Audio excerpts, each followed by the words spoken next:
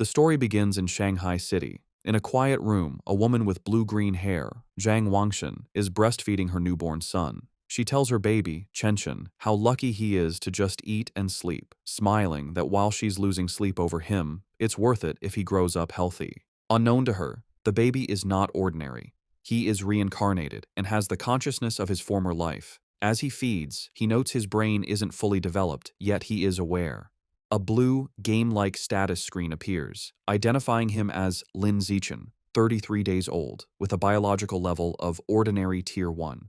He realizes he has a special cheat ability. At 3 months old, Lin Zichen is in his crib while his parents, Zhang Wanxin and Lin Yansheng, watch him. His father remarks on how physically gifted the baby seems, predicting he will become a mighty gene fuser, or at least a cyborg. As they speak, Lin Zichen is kicking. A system notification announces he has kicked 10,000 times, granting him the biological attribute Use and Advance. This skill allows any part of his body he trains to grow infinitely stronger within carbon-based limits. He feels his strength grow and wonders what his father meant by gene fusers and cyborgs, imagining superheroes. By 4 months old, Lin Zichen has learned to sit up and crawl. To avoid frightening his parents with his unnaturally fast development, he trains only at night.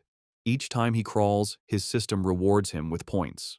A month later, at 5 months old, he has mastered walking. At 6 months, he can finally sit up and crawl in front of his parents without it seeming too strange. While watching television, a news report on aberrant beasts shows gene fusers and cyborgs joining forces to fight them. For the first time, Lin Zichen understands this world is vastly different from his old one. He learns this Earth has mutated, giving rise to terrifying creatures called aberrant beasts. To fight them, humanity developed 2 paths. The first is mechanical ascension, where humans modify their bodies with technology to become powerful cyborgs. The second is gene modification, where humans fuse their genes with aberrant beasts, becoming gene fusers to fight monsters with their own power. Realizing the dangers, the reincarnated Lin Zichen resolves to use his system to grow up safely, evolve his abilities while laying low, and survive in this perilous world. One day, the doorbell rings. Zhang Wangxin opens it to a woman in a blue dress, Xu Ming, their new next-door neighbor. Xu Meng introduces her family, her husband, Shen Jianye, and their young daughter, Shen Qinghan, who clutches a doll. Lin Zichen looks at the little girl with purple hair. He acknowledges Shen Qinghan as his first friend in this new world, sensing their destinies will one day be tightly bound. Time passes, and Lin Zichen dedicates himself to training. At 7 months, thanks to his use and advanced skill, he has mastered running, jumping, and basic language by talking to himself, earning stat points for each activity. By 8 months, his training has progressed to doing sit-ups and push-ups in his crib. He is careful to practice only when his parents are not around. But one day, his mother, Zhang Wangxin, walks onto the balcony and is shocked to see her 8-month-old son doing sit-ups. She rubs her eyes in disbelief. However, being a web novel author, she dismisses it as a stress-induced hallucination. Lin Zichen immediately pretends to be asleep, breathing a sigh of relief and making a mental note to be more cautious. A few days later, while giving him a bath, Zhang Wangxin makes another shocking discovery. She screams for her husband, Lin Yansheng. When he rushes in, she points out that their 8-month-old son has defined abs. Lin Yansheng is stunned. He excitedly suggests their son might be a 1-in-a-million prodigy with a bright future as a powerful gene fuser or cyborg. Hearing this genius narrative, Lin Zichen is relieved his secret is safe, realizing how lucky he is to have 2 web novel authors for parents. Lin Zichen reflects that on this mutated Earth, he is not the only genius. He and his mother watch a news report about a 2-year-old from a martial arts family who can lift a 20 kilos dumbbell with one hand. Zhang Wangxin pulls her son close, proudly stating that her Chenchen is just as amazing. Lin Zichen is touched by his mother's confidence and wonders if he'll also be able to lift 20 kilos when he turns 2. By the time Lin Zichen turns 2, his training has paid off. He has kept a low profile while secretly developing his strength, easily lifting a 20 kilos weight with one hand in the storage room. His session is interrupted when his mother calls that Han Han, Shen Qinghan's nickname, is here to play. Startled, he puts the weight down and goes out. He opens the door to find Shen Qinghan, now also 2, offering him a tart. Lin Zichen internally remarks that due to their different mental ages, they don't play conventionally. While Han Han is a typical toddler, he uses every moment to train. He has found a unique way to spend time with her. Since she likes to stick close, she serves as a perfect custom-sized weighted vest for his exercises. There is, however, one recurring problem, which he is reminded of when he feels a warm wetness and cries out that Han has peed on him again. Another year passes. At age 3, Lin Zichen's strength has grown exponentially, and he can lift a 40 kilograms weight with one hand. While watching TV, he sees a report about a 4-year-old prodigy lifting a 30 kilograms dumbbell and notes with satisfaction that he is already stronger. Despite his progress, his system still shows his biological level as ordinary Tier 1. He wonders what it would take to reach Tier 2. With these questions in mind, he steps out of his house for the first time. The world outside is a stunning, futuristic cityscape with beastmen and cyborgs, which he assumes are the gene fusers and cyborgs he's heard about. Accompanied by his mother and their neighbors, Shumeng and Shen Qing'an, he heads to the library. Since his parents don't let him use electronic devices, books are his best source of information. At the library, his mother points him toward the children's section, but Lin Zichen heads for advanced encyclopedias, with a worried Shen Qing'an following. The mothers watch in confusion.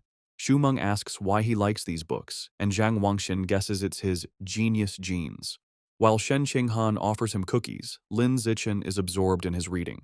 Through the books, he learns that all life is categorized into 6 biological levels: ordinary, advanced, rare, epic, legendary, and mythical, each divided into 9 tiers. He realizes normal humans like his parents are at the bottom, ordinary Tier 1, as insignificant as ants compared to higher-level beings. This knowledge lights a fire under Lin Zichen. He must accelerate his training while maintaining his cover. His system alerts him to a new quest: read 100 million characters to be rewarded with the celestial root of wisdom. Excited to train both mind and body, he accepts. For the next year, Lin Zichen splits his time between physical training and voracious reading. At age 4, he and Shen Qing'an begin kindergarten, holding hands with the IR teacher, Ms. Zhang Mei. His hard work pays off. Soon after starting school, he breaks through to ordinary Tier 2. His physical prowess is immense. He can lift an 80 kilograms weight with one hand, high jump 1.2 meters, and sprint 100 meters in under 11 seconds. Outstanding stats for an adult, let alone a kindergartner. One day, he finds children surrounding a crying Shen Qing'an, calling her a bedwetter.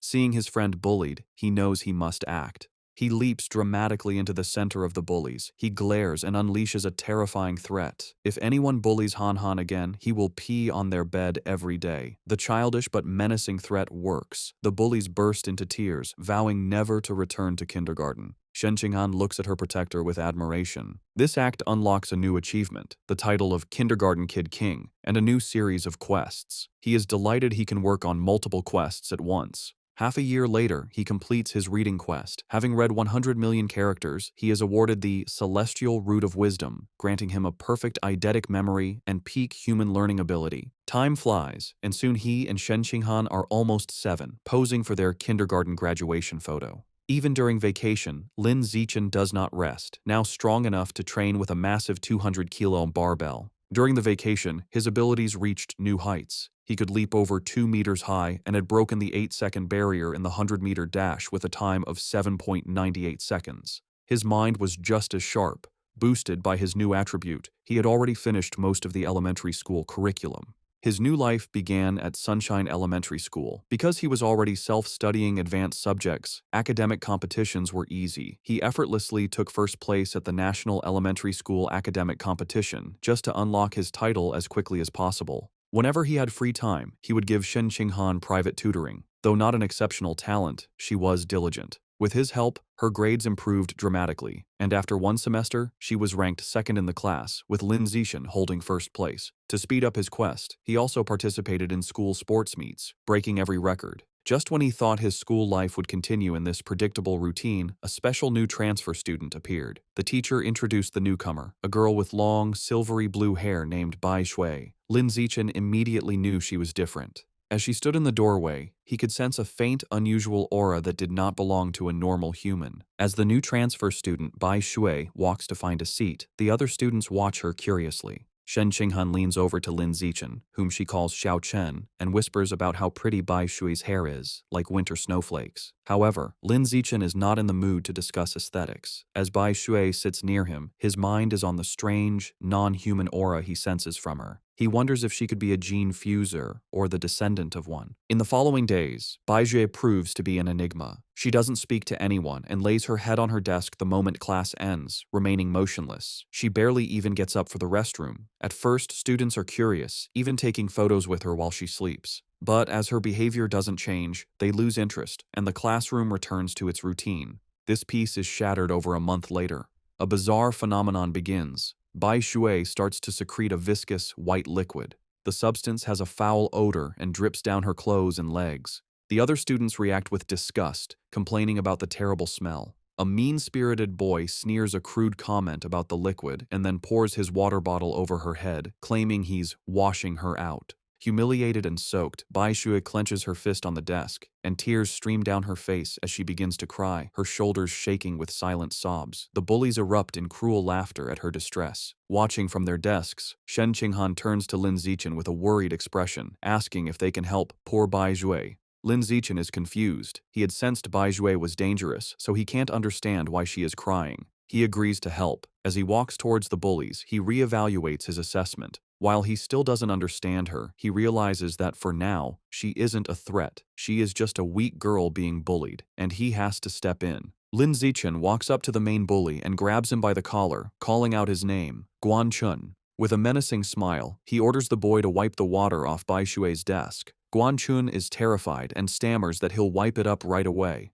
The other bullies know they are in trouble. Lin Zichen is notorious at school for being skilled at both academics and fighting. Not even 6th graders dared to mess with him. Knowing it's better to comply, they quickly grab tissues and clean up the mess. Once the desk is clean, Lin Zichen's gaze sweeps over the group. He commands everyone involved to apologize to her immediately. The bullies, sweating and terrified, quickly comply. They line up before her desk and bow their heads, offering apologies and promising never to bully her again. With the bullies gone, Bai Shui looks up, her eyes still tearful. She gratefully thanks both Lin Zichen and Shen Qinghan. Shen Qinghan puts a comforting hand on Bai Shui's shoulder, telling her that classmates are supposed to help each other. From that day on, Shen Qinghan makes it her mission to befriend the quiet, white-haired girl, always dragging Lin Zichen along. The three begin spending their free time together. Shen Qinghan is especially kind, always sharing her tastiest snacks with Bai Shui first. During one of these moments, as Shen Qinghan offers her a treat, Bai Shui hesitates. She looks at them and asks if they aren't disgusted by her because she smells so bad. She explains she's sorry for not trusting them, but since she was little, she has always been ostracized by everyone. Having someone be nice to her feels so unreal that she thinks she must be dreaming. Bai Shui looks up in surprise when Shen Qinghan tells her firmly that this is not a dream. Shen Qinghan smiles gently and says she knows what it's like, so she would never be disgusted by her. She declares that as long as Bai Shui is willing, they will be friends forever, pulling a slightly exasperated Lin Zichen into the promise.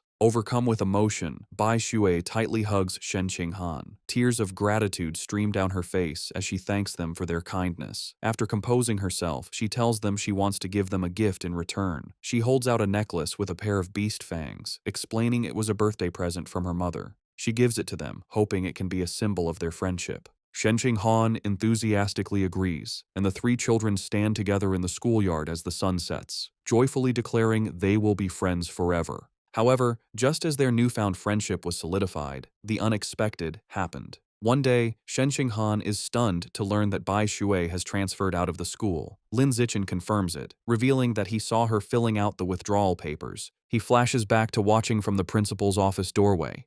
He saw Bai Shui with the principal and a large, intimidating man with cybernetic arms. The principal assured the man that Bai Shui's paperwork was complete and her information would be kept confidential. The encounter confirmed Lin Zichen's suspicions that Bai Shui's identity was not simple. From that day on, he never saw Bai Shui again, left to wonder about her. But he notes that the events that followed were what truly captured his attention. Sometime later, Lin Zichen is at home giving his mother, Zhang Wangxin, a shoulder massage. She sighs in relief, telling him the massage is perfect after a long day of typing. Lin Zichen internally notes that he learned professional massage techniques thanks to his celestial root of wisdom and is surprised by its usefulness. Their quiet evening is interrupted by a major news report. It features another incredible achievement by the Kyoto prodigy. At just 10 years old, the boy has successfully fused with aberrant beast genes and can now lift a 500 kilograms boulder with one hand. Lin Zichen recognizes the boy and realizes with a jolt that his rival has already begun gene fusion. His father, Lin Yansheng, complains that the Kyoto prodigy is always on TV, questioning if they are trying to turn him into an influencer. The parents discuss it. Lin Yansheng explains the boy is from a 1,000-year-old martial arts family, so they likely have advanced gene fusion technology. Zhang Wangxin argues it's wrong to use a child as a guinea pig. Her husband counters that for such a family, family interests come first, earning a sarcastic "you know everything" from his wife. While his parents bicker, Lin Zichen is deep in thought. He recalls that before the fusion, the prodigy could lift 100 kilograms. Now he can lift 500 kilograms, a five-fold increase. In comparison, Lin Zichen, at only 8, can already lift a 300 kilograms weight with one hand without any gene fusion. He concludes with a confident fist pump that his own potential is far greater. His confidence was soaring, but that feeling was short-lived. The next news report taught him the true meaning of fear. Breaking news shows a city in a neighboring country completely devastated by a massive explosion.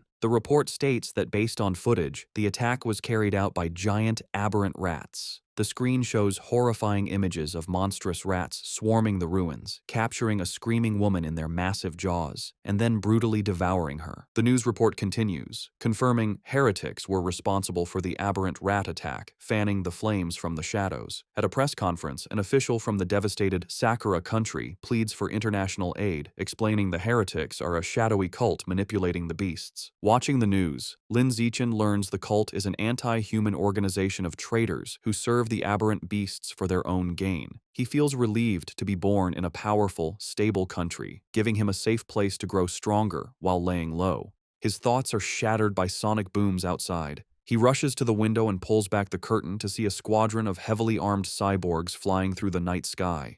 He wonders why so many are being deployed, hoping nothing bad is happening. The next morning, everything seems normal. Lin Zichen waits for Shen Qinghan, who runs up, apologizing for being late. As she approaches, he notices something strange. The beast fang necklace Bai Shui gave them, now worn by Shen Qinghan, emits a bright blue glow. He realizes the fang is from an aberrant beast and the source of the faint, non-human aura he'd sensed from her. The glow fades as quickly as it appeared, and the two don't think much of it. However, between the cyborgs and the fang's reaction, Lin Zichen feels that something bad is about to happen.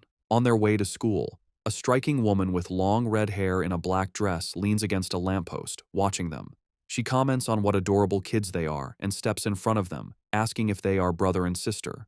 Shen Qinghan proudly corrects her, explaining they are childhood best friends. The woman smiles wistfully, remarking how she wishes she had a childhood friend too. Then, her expression turns sinister.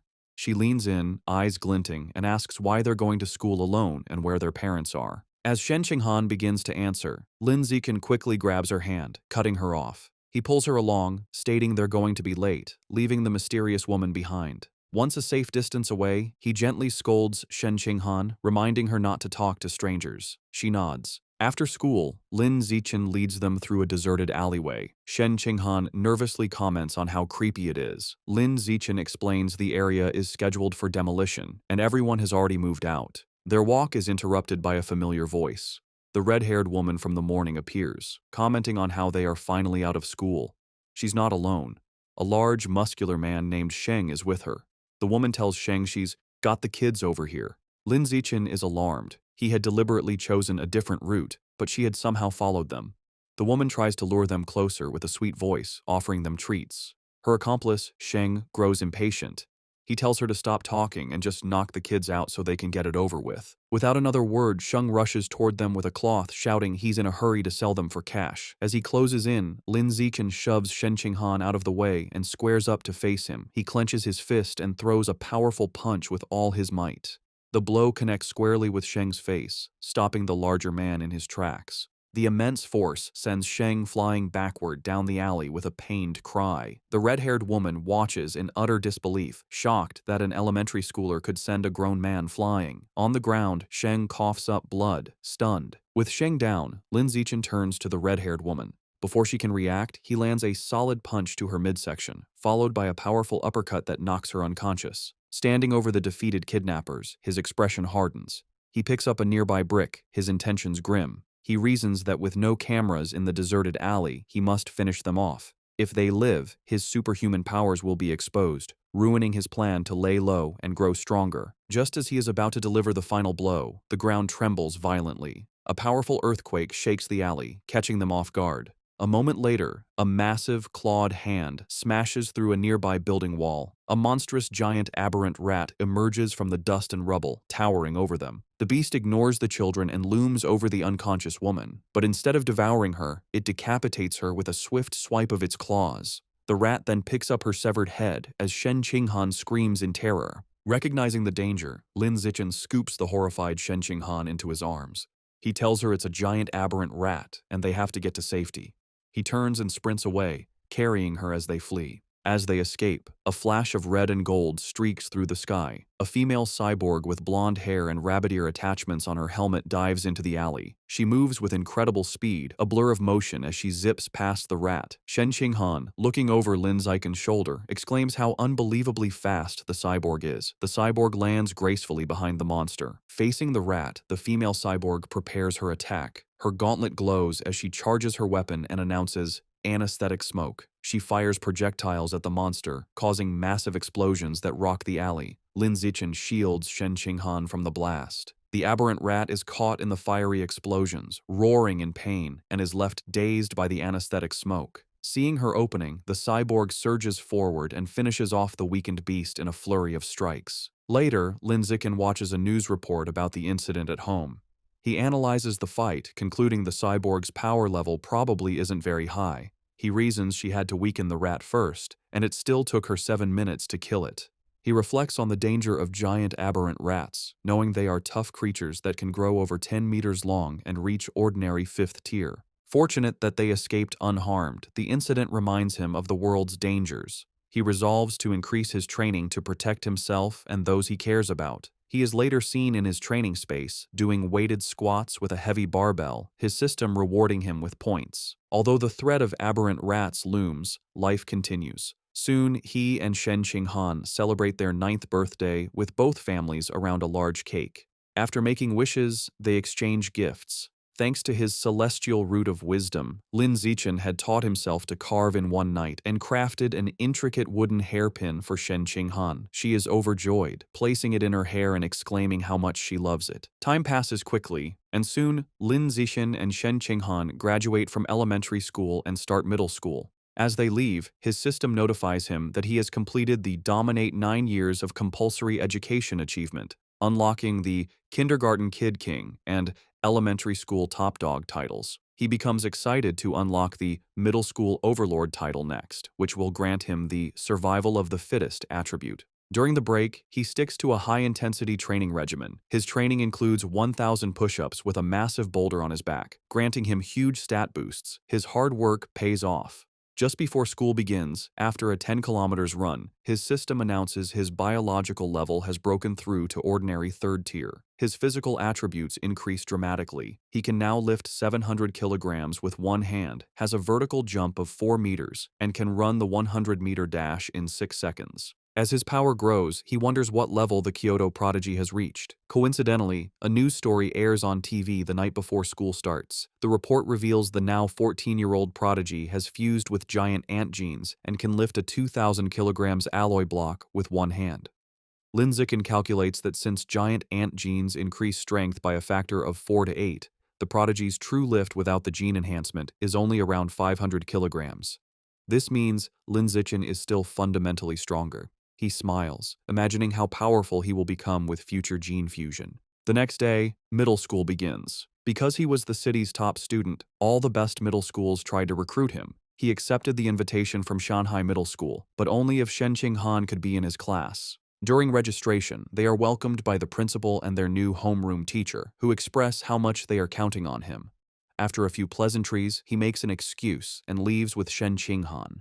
The real reason he chose Shanghai Middle School was for its excellent athletic facilities. They had planned to play badminton on the school's court before classes officially started. On the court, an excited Shen Qinghan tells Lin Zichen, "Xiao Chen, they should start." She serves with a flourish, calling out her fairy's curveball. Lin Zichen easily catches the shuttlecock mid-air, but their game is interrupted. A group of upperclassmen approaches, and their leader, in a backward cap, snatches the shuttlecock, informing them the court is reserved. His friends mockingly offer to let Shen Qinghan stay and spar with them. Shen Qinghan stands her ground, telling them they have to follow the rules, and they were there first. Lin Zichen, seeing them get too close to Shen Qinghan, steps in with a cold expression. He tells them to get away from her and reminds them of the first come, first served rule. The leader scoffs, arrogantly declaring he is taking the court.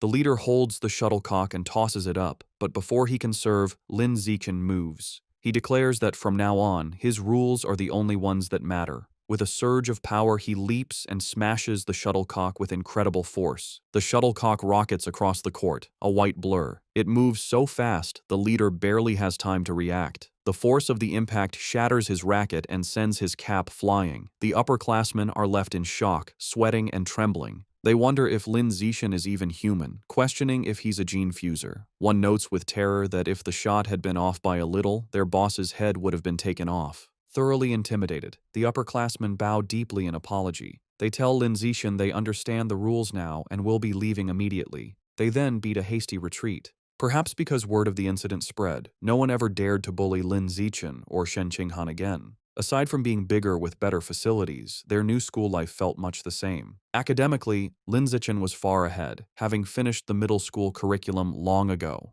During class, he would read interesting books to pass the time. At night, after workouts, he would use his celestial root of wisdom to learn new skills online, quickly dabbling in cooking, photography, driving, swimming, and various sports. To unlock the middle school overlord title, he didn't just rank first in every subject, he also represented the school in national competitions. He stood amidst a mountain of trophies. To keep a low profile, he was careful not to win first place in every competition. A semester went by, and the title still hadn't unlocked. However, his performances earned him many fangirls who left stacks of love letters on his desk. He ignored them. Aside from tutoring Shen Qinghan, he focused on the upcoming school sports festival. He believed that if he completely dominated it, he should finally unlock the title. For the festival, he entered only 3 events: shot put, high jump, and sprinting, representing strength, jumping, and speed. He achieved an astonishing 201-meter throw in the shot put. Although he held back to avoid seeming too superhuman, he still easily took first place in all his events. Just as he was sitting with Shen Qinghan, admiring his gold medal, he felt a new power surge through his body. A system notification appeared, announcing that because his achievements far surpassed every other student, he had unlocked the middle school overlord title.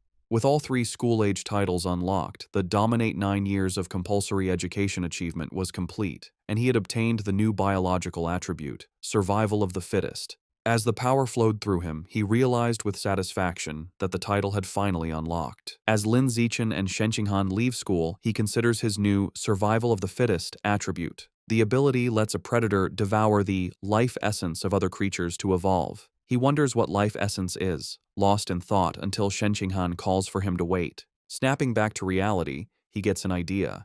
He asks Shen Qinghan if he can borrow her beast fang necklace. She agrees and hands it to him. The moment his fingers touch the fang, a system notification appears. It informs him he has devoured a trace of the abyssal giant butterfly's life essence, unlocking a new guidebook with 1% progress. A spectral image of a massive, dark butterfly with eyes on its wings appears around him. He is stunned to realize the fang is a butterfly's tooth. That night, hoping to learn more, he searches for abyssal giant butterfly online. To his surprise, the search returns no results. Realizing he'll have to study this exotic beast on his own, he remembers Bai Shui had given them a pair of fangs. He rummages through his bag and finds the second tooth. Holding the second fang, he once again absorbs its power. Another system notification confirms he has devoured a second trace of life essence, but the guidebook progress only increases to 2%. He looks at the fang with disappointment, realizing there isn't much life essence left in it. He concludes he must find another way to unlock the abyssal giant butterfly's full power. The next day after school, to boost his training and ensure a quick escape route from any aberrant beasts, Lin Zichen starts biking Shen Qinghan to and from school every day. As they leave the school grounds, a man calls out to him, "Zichen." The man, in a tracksuit, stops them and introduces himself as Coach Guo from the school's martial arts team. He praises Lin Zichen's performance at the sports meet as the best in school history. With great enthusiasm, Coach Guo formally invites him to join the team, insisting his athletic talent surpasses his academic abilities. He urges Lin Zichen to say yes, but also offers him time to learn about the team before deciding. Coach Guo speaks so quickly and passionately that Lin Zichen doesn't get a chance to say no. Waving goodbye as they ride off, the coach tells them the martial arts team is in room C of the gym and that he'll be waiting for him if he's free to visit the next day. As the sun sets, Lin Zichen is back in his room, ready to test his new ability. He claps his hands, squashing a cockroach and a mosquito he found. He opens his hands to examine the dead insects, but feels no power surge. He realizes killing such small, ordinary creatures didn't trigger the skill. He deduces that only powerful or exotic beasts carry enough life essence to be devoured for his evolution. To verify his new theory, Lin Zichen decides to visit a supermarket that sells beast meat. With Shen Qinghan on the back, he bikes them into the city. They soon arrive at a large, multi-story supermarket. Inside, they walk through the aisles, and Lin Zichen notes that while there is plenty of beast meat, it's all pre-packaged. He knows he can't test his theory without touching the meat. Just as he's feeling frustrated, he hears a butcher advertising fresh-cut beast meat. He spots a counter with a sign reading, "Fresh beast meat, not pre-packaged, safe to eat," where a butcher is cutting up large sides of meat. Telling a confused Shen Qinghan to wait, he says he's going to check out the meat. He doesn't explain further, eager to confirm his suspicions, and rushes to the counter. He reaches out and places his hand on a slice of freshly cut beast meat. The moment he makes contact, a powerful surge of purple energy flows into him. Just as he thought, the beast meat contains a strong surge of life essence. He clenches his fist in excitement, a wide grin on his face. Shen Qinghan watches, bewildered, wondering why he is so excited just from touching meat. She approaches him with a look of confused concern, asking how the meat feels. Trying to play it cool, Lin Zichen casually tells a bewildered Shen Qinghan that the meat just feels fresher than normal and asks if she wants to touch it too. She frantically waves her hands and refuses, saying he has touched it enough for both of them. Having confirmed his theory, Lin Zichen decides to buy some of the beast meat to try at home, surprising Shen Qinghan. He isn't surprised by her reaction, knowing beast meat is incredibly expensive. Even the cheapest option, the ghost shadow squid, costs nearly 1,000 yen per jin. Deciding to go with the squid, he picks up a package. Shen Qinghan panics at the price, telling him it's too expensive and that he should ask his mother first. Lin Zichen simply smiles and pats her head reassuringly. He tells her not to worry, making up a lie that his mom had already told him to buy plenty for both of their families. A flashback shows his mother, Zhang Wangshan, happily agreeing to cook a feast. Internally, Lin Zichen admits that while sharing is part of his plan, his other, more important reason is to test if he can absorb life essence through consumption, as he worries direct absorption might spoil the meat. At the checkout, he buys 3 packages of the ghost shadow squid for a hefty 29.94 yen. The female cashier thanks him. As they leave, Lin Zichen thinks about how expensive the meat was, wondering when they'll be able to afford it again. By the time they finish shopping, it is after 9 p.m. Knowing the city has been chaotic lately, they decide to head straight home for safety. On the ride home, Lin Zichen can't stop thinking about his experiment. Unable to wait, he discreetly places his hand on the package of meat in the basket. He immediately feels a familiar surge of purple energy. His system confirms he has devoured a trace of the ghost shadow squid's life essence. A new guidebook for the creature is unlocked, but his progress is only 0.1%. A spectral image of the menacing, multi-eyed squid appears in his mind. As they bike through the quiet streets, he does some mental math. He realizes devouring a small amount of meat only unlocked a fraction of its power. He estimates he'd need to devour 100 jins to reach 100% on the guidebook, costing a staggering 100,000 yen. He considers the squid's special ability, to dissolve into water and vanish, and decides the powerful skill is worth the price. His course is clear. He needs to make a huge sum of money, as he can't ask his family for that much. He then remembers his second reason for buying the meat, to test if absorbing its life essence would cause it to spoil. He glances at the package. It's been a while, but the meat looks perfectly fresh. He grins, delighted that absorbing the essence doesn't ruin the meat. As he continues to absorb its power, his progress bar for the squid climbs to 3%. His concentration is broken when Shen Qinghan shouts a warning. He slams on the brakes, screeching to a halt just inches from a couple in the bike lane, and apologizes. He scolds himself for not watching where he was going, then wonders why the lane is so crowded. Shen Qinghan points ahead. They see a tense standoff. A muscular, red-haired man is holding a woman hostage at knife point. Shen Qinghan recognizes the hostage in terror as their teacher, Chao Mei. The man shouts threats at the crowd. The area is surrounded by police officers who try to de-escalate the situation through a megaphone. The police captain holds back an officer, Ah Bing, telling him not to shoot recklessly. The captain explains the target is too close to the hostage and using her as a shield, making a clean shot impossible.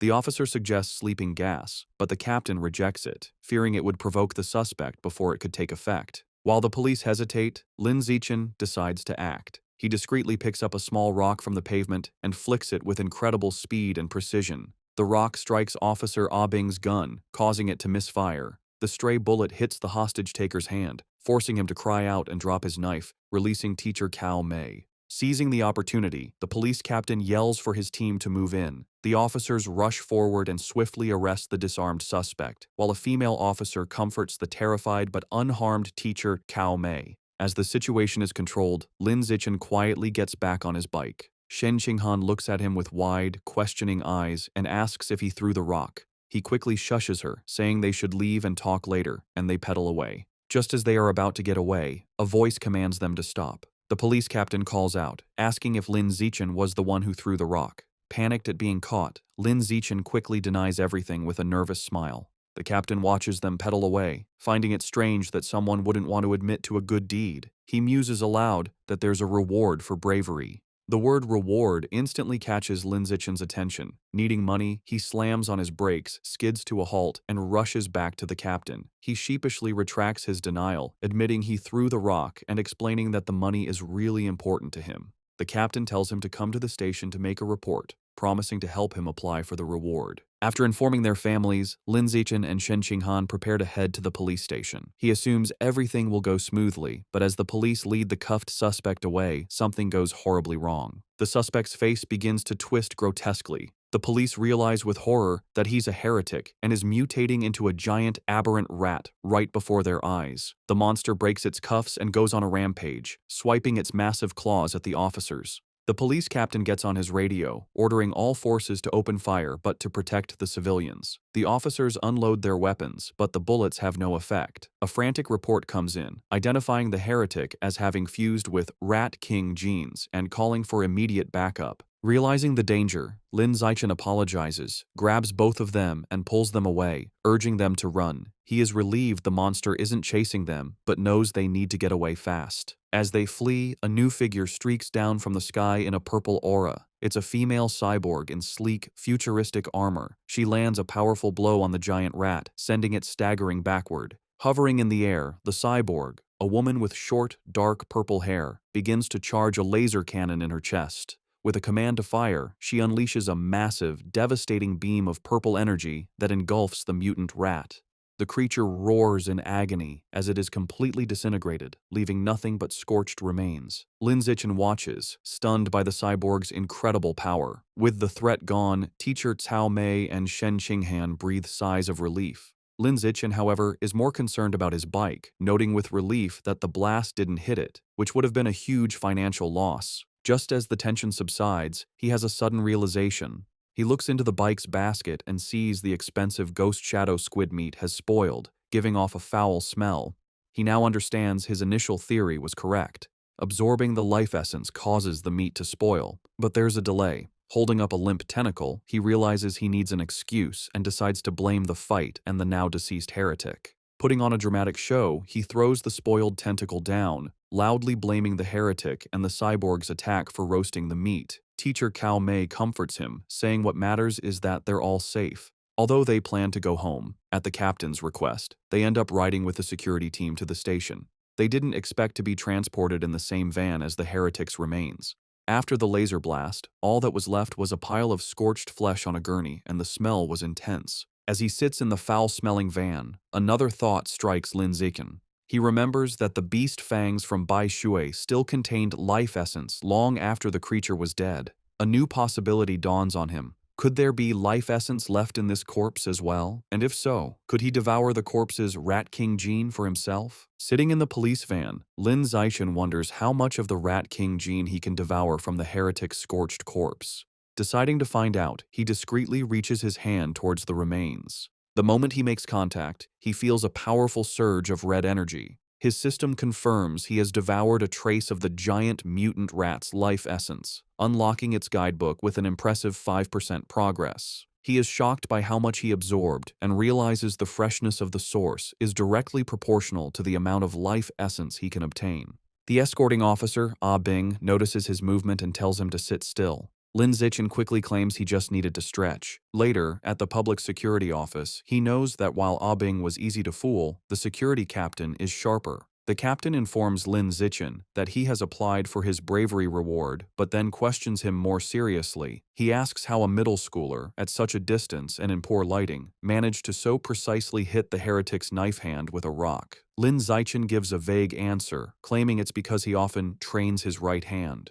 The odd response leaves the captain speechless. Their conversation is interrupted when Shen Qinghan calls out that her auntie is here. Lin Zichen is surprised to see his parents rush into the station. His mother runs towards him in a panic, calling his name with a terrified expression. She throws her arms around him in a tight hug, asking if he's all right and telling him he scared her half to death. He tries to calm her, reassuring her that he's fine and even got a bravery reward.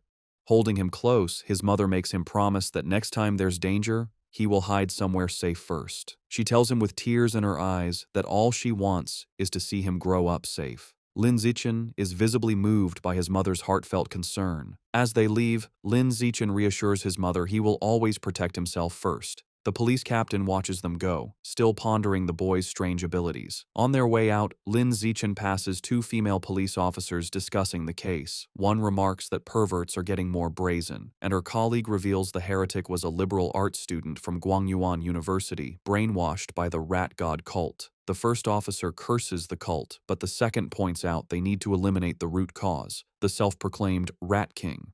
The name instantly catches Lin Zichen's attention. In the car home, he immediately starts researching the rat god cult on his phone. Surprised to find a ton of information, he learns the cult's main base is in Shanghai City, and most of its members are societal outcasts. He uncovers a shocking piece of information suggesting the Rat King wants to evolve into a higher life form and is forcing its followers to gather evolution materials. This leads him to a chilling question. Has the Rat King, an aberrant beast, already developed sentience? His thoughts are interrupted when he glances out the window and sees a giant rat, nearly the size of a cat, on the sidewalk. For a moment, he wonders if it's related to the Rat King, but quickly dismisses the idea, telling himself that in the South, cat-sized rats aren't that unusual. Shaking off the thought, he realizes how quiet Shen Qinghan has been. He looks over and sees her squirming uncomfortably, her knees pressed tightly together. He immediately understands. He recalls that ever since she was a child, whenever she gets nervous or startled, she can't control her bladder. While embarrassing for her, Lin Zichen has always felt this peculiar reaction might be linked to some hidden potential within her. When they get home, Lin Zichen's mother, Zhang Wangxin, is shocked that the nearly 3,000 yen worth of beast meat is gone. Lin Zichen quickly thinks of an excuse, sheepishly claiming that during the emergency, he must have dropped it while running away. His mother immediately puts his safety first, telling him to forget the meat and that all that matters is he is unharmed. Lin Zichen breathes an internal sigh of relief, glad he fooled his mother. However, his father, Lin Yansheng, is more stubborn. He announces he is going back to look for the expensive meat, boasting that a fated wage slave like him is tough. Lin Zichen tries to stop him, arguing it's too dangerous and the meat is already spoiled. His father becomes suspicious, asking how he could know it had gone bad. Sweating nervously, Lin Zichen quickly claims it was an obvious guess. Meanwhile, back at the now empty public security office, the police captain is still pondering the night's strange events. As he smokes a cigarette, he can't shake the question of how an ordinary middle schooler could have thrown a rock with such incredible power and precision. Suddenly, he hears a strange noise from the corner. His eyes widen in shock as he sees a massive rat, far larger than any normal rodent, perched on top of the filing cabinets. Before he can react, the giant rat leaps down. The captain instantly draws his pistol and opens fire. The confrontation is swift and violent, ending in a bloody blur. The next day in class, Lin Zichen sighs at his desk. Reflecting on the previous night, he concludes he is still too weak compared to the powerful heretic and the female cyborg. He needs to make money fast to buy more beast meat like the ghost shadow squid to fill his guidebook's progress bar. He considers becoming an influencer or selling study materials, but dismisses the idea as too flashy and against his goal of keeping a low profile. Suddenly, an idea strikes him. He remembers that in this world, martial arts and gene fusion are more important than academics.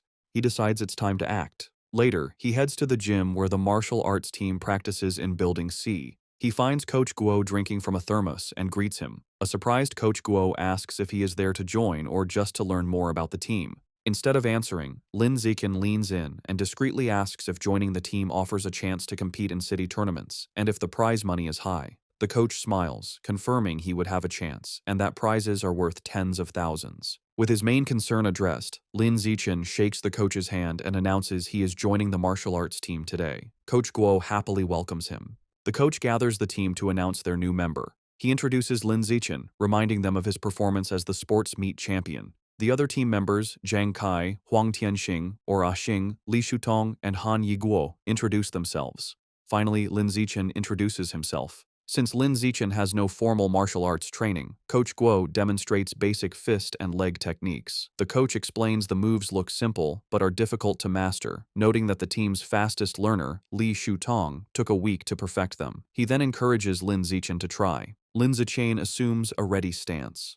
Thanks to his celestial root of wisdom attribute, which grants him heaven-sent martial insight, he has already memorized and understood every detail of the demonstration just by watching. As he practices the fist techniques, a system notification awards him points in vitality, strength, dexterity, and proficiency. He executes the hand and fist movements with flawless precision and speed. He transitions seamlessly into the leg techniques, performing powerful, fluid kicks. Another system notification grants him points for his leg muscles, dexterity, and proficiency. The coach and the team watch in stunned silence. The coach's jaw drops, and he almost fumbles his thermos, unable to believe it. He wonders how someone could learn the complex forms perfectly after one look. Staring at the flawless performance, a single thought forms in his mind. He must be a once-in-a-million martial arts prodigy. That evening in Shanghai, Lin Zichen's mother, Jiang Wangxin, calls him for dinner. He rushes out eagerly, spoon in hand, asking what she made. She proudly presents a large platter of the ghost shadow squid he wanted. The aroma is incredible, and he tells his mother how amazing it smells. She urges him to eat while it's hot. He takes a bite and praises her cooking as the best in the world. Pleased, she tells him to eat a lot, as she bought 3 full gins for him. As he eats, a system notification appears.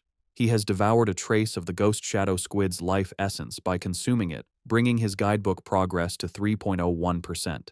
He realizes with frustration that eating the meat works just as well. If he had known, he wouldn't have spoiled the first batch by touching it. While they eat, a news report catches their attention. It's about a 14-year-old genius girl, the youngest cyborg in history after fusing with an energy core. Her energy system grants her superhuman abilities, lifting a 5,000-kilogram SUV with one hand, sprinting 100 meters in 3 seconds, and jumping 8 meters vertically. Watching this, Lin Zichen ponders the debate in his world. Between the Kyoto prodigy's gene fusion and this girl's cybernetics, which path is stronger? His thoughts are interrupted by another breaking news story. It announces that the security captain they met, He Chun-shan, was killed in his office. Surveillance footage showed he was attacked and devoured by a giant mutant rat that infiltrated the station. Medics are shown wheeling his body into an ambulance. Lin Zichen is horrified. He recalls the large rat he saw the night before and wonders if it was connected. He imagines a giant rat rampaging through the city. The captain's death is a grim reminder of the escalating danger. Staring intently, Lin Zichen decides he must intensify his training immediately. Following the police captain's death, Lin Zichen dedicates himself to a grueling training regimen. After intense practice, he can now sprint 100 meters in a blistering 4.61 seconds. His physical power has skyrocketed. His vertical jump is 5.3 meters, and he can lift an astounding 1,200 kilograms with one hand. In addition to his personal training, he continues his martial arts practice with the school team, hoping to boost his strength quickly for the upcoming tournament. The next morning at school, he heads to the gym to practice, with a curious Shen Qinghan tagging along. On their way, a girl with pink hair warmly greets Lin Zichen and offers him a bottle of fresh milk. He politely declines, thanking her, and walks past with Shen Qinghan, leaving the girl disappointed. Watching from a distance is his teammate, Zhang Kai. He clenches his fist in anger, resentful that the person who beat him at the sports meet is rejecting a gift from the girl he admires. Unable to contain his frustration, Zhang Kai rushes forward and blocks their path. He confronts Lin Zichen, scolding him for his poor manners and for hurting the girl's feelings. When Lin Zichen calmly explains he is allergic to milk, Zhang Kai refuses to believe him and calls him a liar. Enraged, Zhang Kai points at Lin Zichen and challenges him to a spar. He sets the terms. If he loses, he will never bother Lin Zichen again, but if Lin Zichen loses, he must drink the whole bottle of milk. Just as the challenge is issued, a new system notification appears. A new achievement mission has been triggered. Defeat 1,000 different opponents in formal competition for the survival of the fittest biological trait.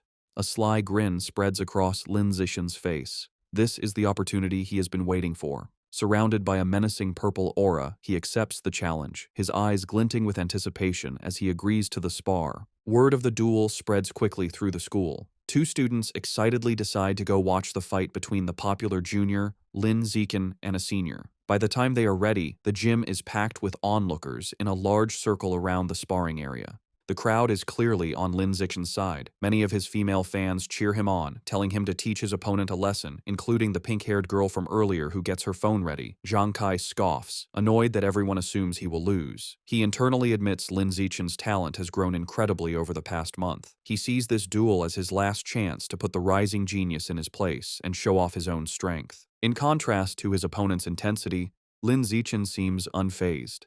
He casually states that he needs to go home for dinner and asks if they can make the fight quick.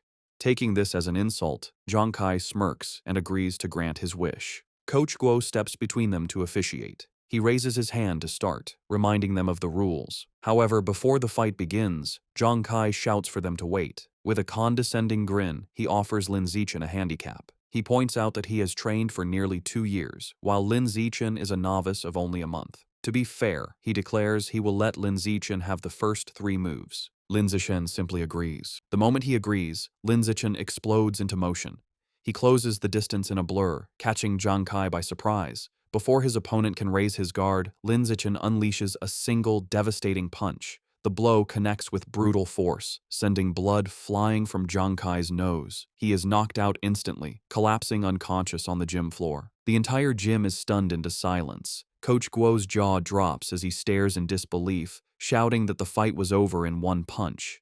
The rest of the martial arts team and the crowd are equally shocked, calling the outcome ridiculous, unable to process that the duel was over in a single second. The silence is broken by a roar of celebration. Shen Qinghan throws her fist in the air, ecstatically cheering for Lin Zichen's victory. The other girls, including the one with pink hair, join in, shouting about how amazing he was. Standing over his defeated opponent, Lin Zichen receives a system notification. It informs him that by defeating a rival and winning the affection of the opposite sex, he has obtained priority mating rights. More importantly, his new mission progress is now 1,000. He reflects that he has a long way to go to unlock the natural selection attribute. To speed up his progress, he turns to the remaining, terrified members of the martial arts team. With a friendly but unsettling smile, he suggests they should all spar as well. The team members stare back, their faces pale with horror. Immediately, they all start making pathetic excuses. One has cram school, another's mother is waiting for dinner, while others pretend to feel sick. Before they can flee, Zhang Kai struggles to his knees. He refuses to accept his loss, furiously accusing Lin Zichen of a sneak attack and vowing to crush him in a rematch. Coach Guo steps in, telling Zhang Kai to accept his loss like a man. The coach then wonders aloud if the punch was just a lucky shot, deciding to test the theory on another team member named Xiao Lizi. Hearing his name, a spiky-haired boy freezes in terror. Though he assumes a fighting stance, he is clearly terrified, begging Lin Zichen for mercy and not to hit his face. 10 minutes later, the results are clear. Several martial arts team members are lying unconscious on the gym floor. Lin Zichen stands over them, noting he made sure not to go too hard on them and just exchanged a few blows. However, when he checks his system again, he is disappointed. Aside from the initial victory, none of the other spars counted toward his achievement. The rival count remains at 1,000.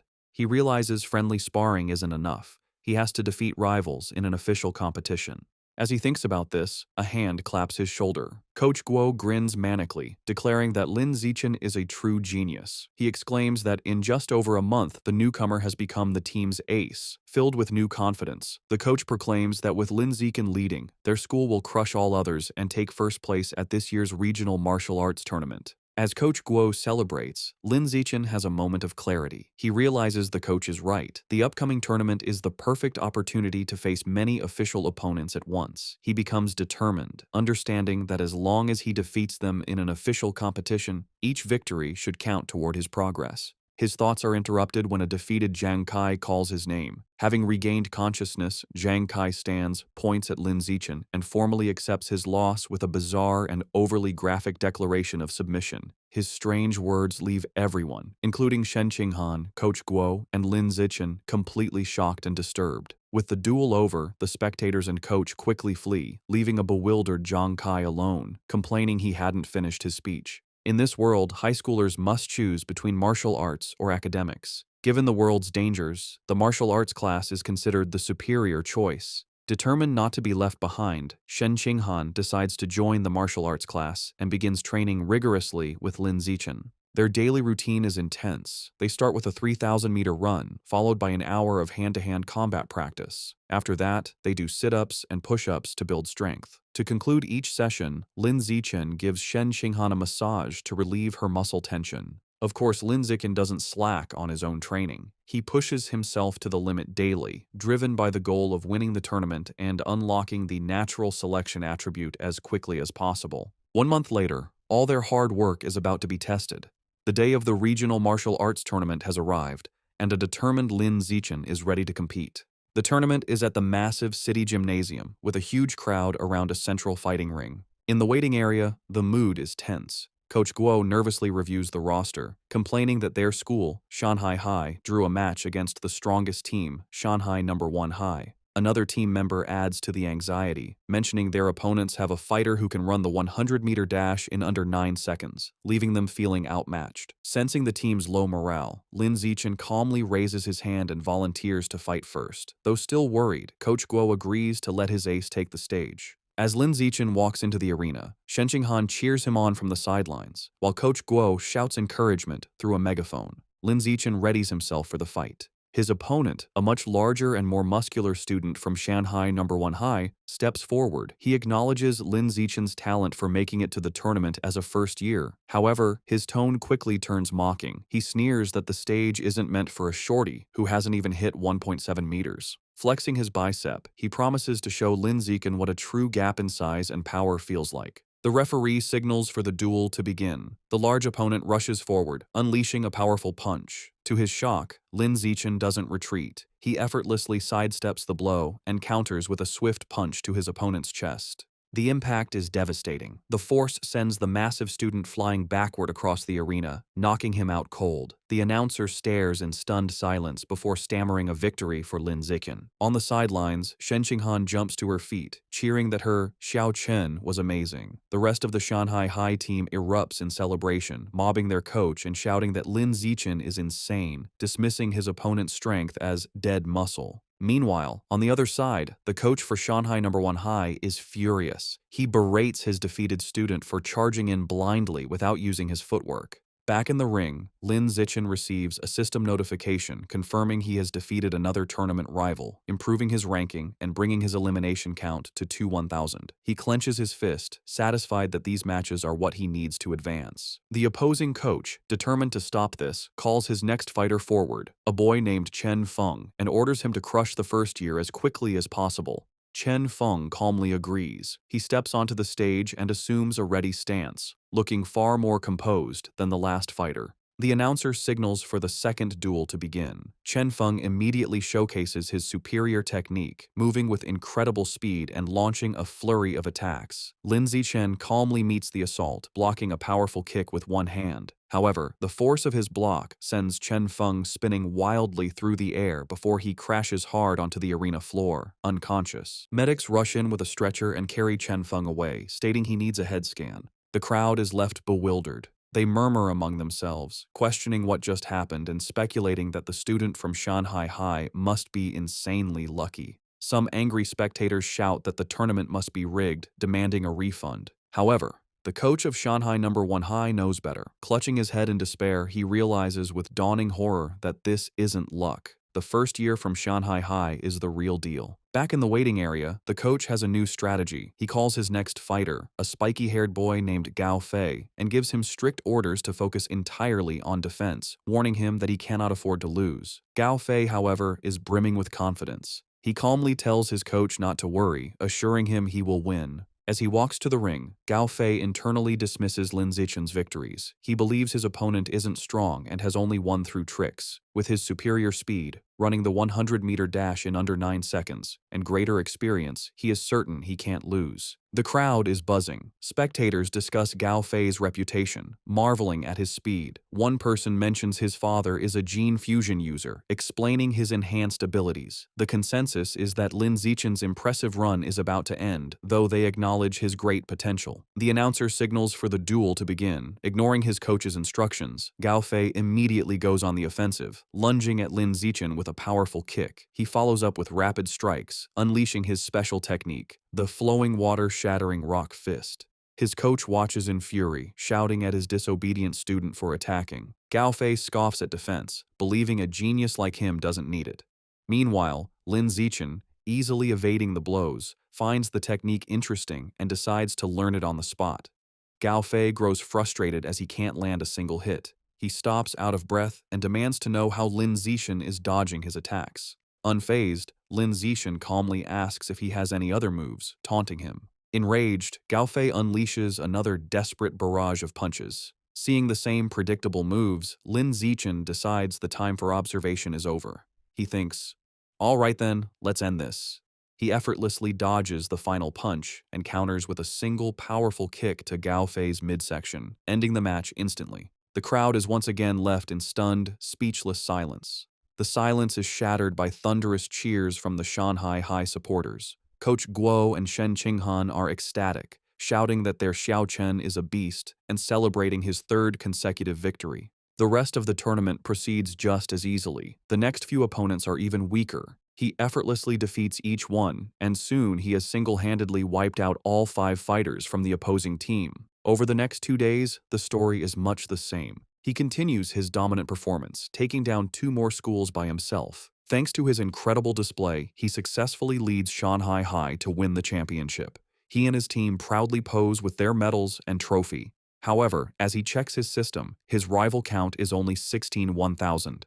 He realizes with disappointment that at this rate, it will take years to unlock the natural selection attribute. Despite his slow quest progress, there is a silver lining. He didn't expect Coach Guo to be so generous, but he gets the bulk of the tournament prize money, a full 20,000 yuan. Combining this with prize money from academic competitions, he now has around 30,000 yuan. That money doesn't last long. He immediately spends it all at the supermarket on a massive supply of ghost shadow squid meat. For the next several weeks, he devours the expensive meat at every meal. After consuming 30 jin, his codex unlock progress for the ghost shadow squid reaches 33%. His intensive training and consumption of beast meat pay off. By his second year of middle school, he breaks through to the next level, advancing from ordinary Tier 3 to Tier 4. His physical abilities reach new heights. He can now effortlessly lift 1890 kilograms with one hand, jump 5.65 meters vertically, and sprint 100 meters in just 4.49 seconds. Time flies, and soon he and Shen Qinghan graduate from Shanghai's middle school division.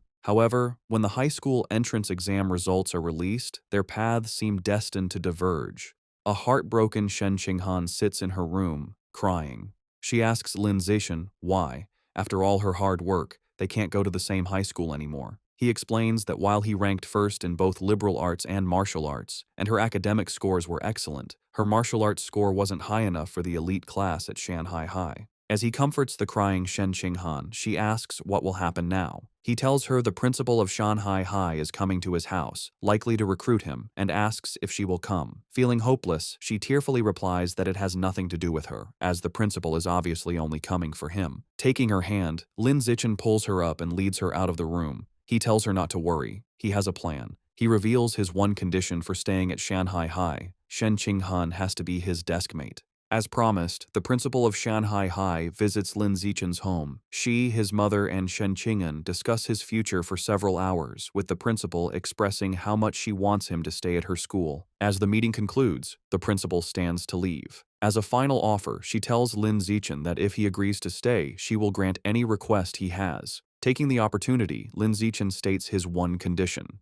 Shen Qinghan must be allowed to continue in the same class with him. The principal looks at the nervous Shen Qinghan and confirms her name. Without hesitation, she agrees. With a smile, she tells them both to report to Shanghai High together for the new school year. Overjoyed, Lin Zichen and Shen Qinghan thank her. With their high school future secured, Lin Zichen participates in his final junior high martial arts tournament. As expected, his overwhelming power easily leads his team to another championship. He decides to use the prize money to finally unlock the Ghost Shadow Squid Codex. He was only 20% away, and the new prize money was enough to max out the progress bar. Unsure what might happen, he travels to a secluded forest outside Shanghai for safety. Deciding not to waste time, he begins devouring the life essence from the last of the squid meat. A powerful blue energy surrounds him as a system notification confirms he is absorbing a large amount of essence. His eyes widen as he feels a final surge of power, and the Codex progress bar hits 100%. A new notification announces he has unlocked the Ghost Shadow Squid Codex and obtained a new biological attribute, Blessing of Liquid Affinity. The ability enhances his affinity with water, allowing him to move freely and even vanish in aquatic environments. However, as the power settles, he stands in the quiet forest holding the limp squid tentacles and feels his new ability is kinda underwhelming. Still feeling underwhelmed, Lin Zichen tests his new ability in a nearby pond. He finds his Blessing of Liquid Affinity has some benefits. He can soak for long periods without his skin wrinkling, and swimming is much easier with reduced water resistance. However, there are no other noticeable effects. He sits in the water and rationalizes that since the Ghost Shadow Squid is a low-tier beast, it's fair the ability isn't very powerful. He resolves that to get better attributes, he will either have to save up for higher-grade beast meat or become strong enough to hunt powerful wild mutant beasts himself. The memory of the terrifying giant mutant rats strengthens his resolve, and he clenches his fist, determined to grow stronger. With less than a week before school begins, Lin Zichen's mother and Shen Qinghan's family decide to go on a trip. To better study his new liquid affinity, Lin Zichen suggests they go to the beach. As they stand in the ocean, Shen Qinghan shivers and complains the seawater is cold. Lin Zichen, however, feels perfectly at home. He tells her to ease into it and then dives into the water, swimming with incredible speed. As he moves, his system rewards him with stat points for swimming and diving. From the shore, a nervous Shen Qinghan calls out, asking him to teach her how to swim. Lin Zichen pops his head out of the water, suddenly remembering his childhood friend doesn't know how yet. He begins patiently teaching her the basics. Given her average athletic talent, he assumes she will struggle. However, Shen Qing'an proves him wrong. She excitedly exclaims that swimming is surprisingly easy and that she learned it right away, diving effortlessly. She swims gracefully and surfaces with a look of shock, surprised she can dive without any instruction. Lin Zichen watches in shock as a strange blue aura of water seems to emanate from her. After she surfaces, she excitedly tells him how amazing it feels. She notes that while opening one's eyes underwater usually stings, she feels no discomfort. In fact, she finds it cool and pleasant. Her words leave Lin Zichen deep in thought. He watches her swim away, finding the situation unusual. He reasons that even with a natural talent for water, there's no way she could have mastered all the skills so instantly. Her rapid learning is simply not normal. Suddenly, a realization dawns on him. He recalls her lifelong problem with bedwetting when nervous. He wonders if this weakness is actually a sign of a powerful, innate water affinity she was born with. The idea excites him. He becomes convinced she might possess some kind of special cultivation body, like a character from his parents' Xianxia novels. To test his theory, they continue diving. Her performance shocks him even more as they explore the underwater world. He notes they have been holding their breath for over 10 minutes, an incredible feat for a beginner like Shen Qinghan. As they swim, Shen Qinghan's expression suddenly changes. A strange, swirling sound begins to vibrate through the water around her. Both look up, trying to find the source. They surface abruptly, and Shen Qinghan cries out as the glowing blue water swirls around her. Later that night, as they walk along the beach, Lin Zichen asks what happened. Shivering, she explains that underwater, she kept hearing strange and creepy sounds right by her ear. He comforts her and asks what kind of sounds. She tells him she couldn't understand the language, but it was a female voice that echoed non-stop until she surfaced. To help a frightened Shen Qinghan calm down, Lin Zichen brings her back to their hotel room. Later, he searches online for information about the strange female voice, but finds no results. Unsettled and unable to sleep, he uses his restless energy to train. As he performs 1,000 weighted sit-ups, he feels a sudden surge of power. A system notification announces his hard work has paid off. He has advanced to ordinary Tier 5. Surprised but pleased, he considers his new strength. He realizes that at Tier 5, he is powerful enough to rival a fully grown giant mutant rat. A determined glint appears in his eyes as he clenches his fist, confident that tearing the beasts apart with his bare hands is no longer impossible. Eager to test his new limits, he goes to the empty beach at night. The stat boost is immense. His 100-meter dash time has dropped to a mere 3.64 seconds, and his vertical jump has increased to an incredible 6.98 meters. To test his strength, he finds a nearby car and discovers he can now lift the 1,600-kilogram vehicle with one hand. With this new progress, his life moves forward. The vacation ends, and he and Shen Qinghan begin high school at Shanghai High. On their first day, they arrive early for class duty. Two new female classmates immediately recognize him, whispering excitedly about how handsome he is and how lucky they are to be on duty with him. While he is surprised his classmates know him, something even more unexpected happens. Simply performing class duty triggers a new system quest. The achievement requires completing 1,000 cooperative tasks for a new biological attribute, social animal. As he cleans the classroom with Shen Qinghan, he wonders what this new attribute will do. Since the school year has just begun, he takes the opportunity to visit the Mammoth supermarket after school. Now that he has unlocked the Ghost Shadow Squid Codex, he knows it's time to choose a new target for his ability. As he browses the expensive beast meat section, his eyes lock onto a new item. In one of the refrigerated cases is the packaged head of a savage giant eagle, priced at 1998 yuan per jin. An eager grin spreads across his face as he picks up the package, making his decision.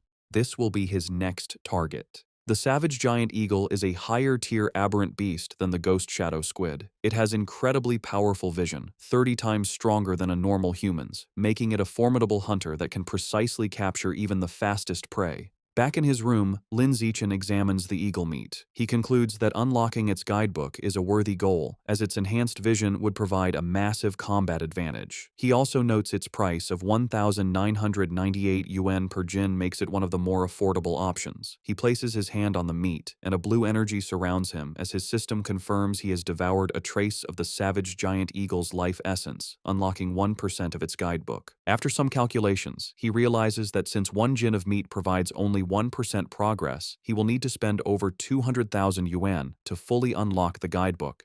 He understands that high school tournament prize money is much higher than in middle school. With renewed determination, he decides he must work harder in competitions to earn the money to unlock the Savage Giant Eagle's codex before his second year.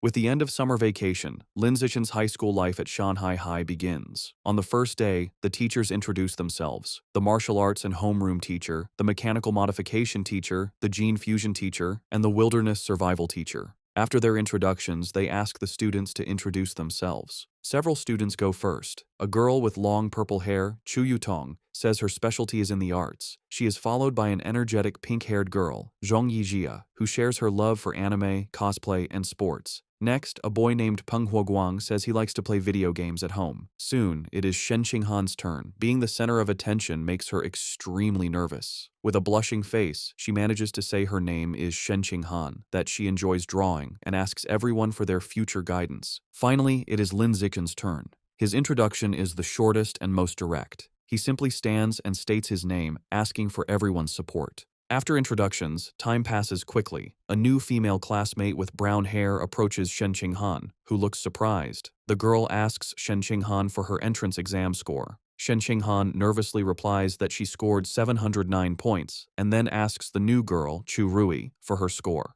Chu Rui is impressed, exclaiming that Shen Qinghan's score is more than 10 points higher than her own 698. Chu Rui then asks about the physical fitness portion, admitting she only scored 95 out of 100. This question makes Shen Qinghan extremely uncomfortable. She stammers that her score wasn't as good, internally panicking because her score of 79 was so low she almost didn't make it into the elite class and feels too embarrassed to say it out loud. Not getting the hint, the persistent Chu Rui continues to guess if Shen Qing'an scored 94 or 93. Shen Qing'an, looking down in shame, quietly tells her it was even lower. Chu Rui continues guessing scores in the low 90s, making Shen Qing'an even more flustered. Suddenly, a hand slams down on the desk between them, startling Chu Rui. It's Lin Zichen. He smoothly leans in and asks the flustered girl if he can add her on WeChat. Surprised and thrilled that a handsome boy is giving her attention, she eagerly agrees. From her seat, Shen Qing'an breathes a sigh of relief, grateful that Lin Zichen saved her from the awkward conversation. Lin Zichen then turns to another male classmate, Hey Yu, and also asks to exchange contact information. After adding them, he creates a 4-person group chat. A system notification immediately confirms he has successfully created a group, completing another cooperative task. His progress for the social animal achievement is now at 2 out of 1,000. He reflects that this quest is surprisingly easy. After creating the group chat, the 4 new friends start to get to know each other. He Yu reveals he is from the neighboring Nanyuan city and comes from a prestigious martial arts family that runs a dojo. He even proudly mentions placing 8th in the Nanyuan City Youth Martial Arts competition.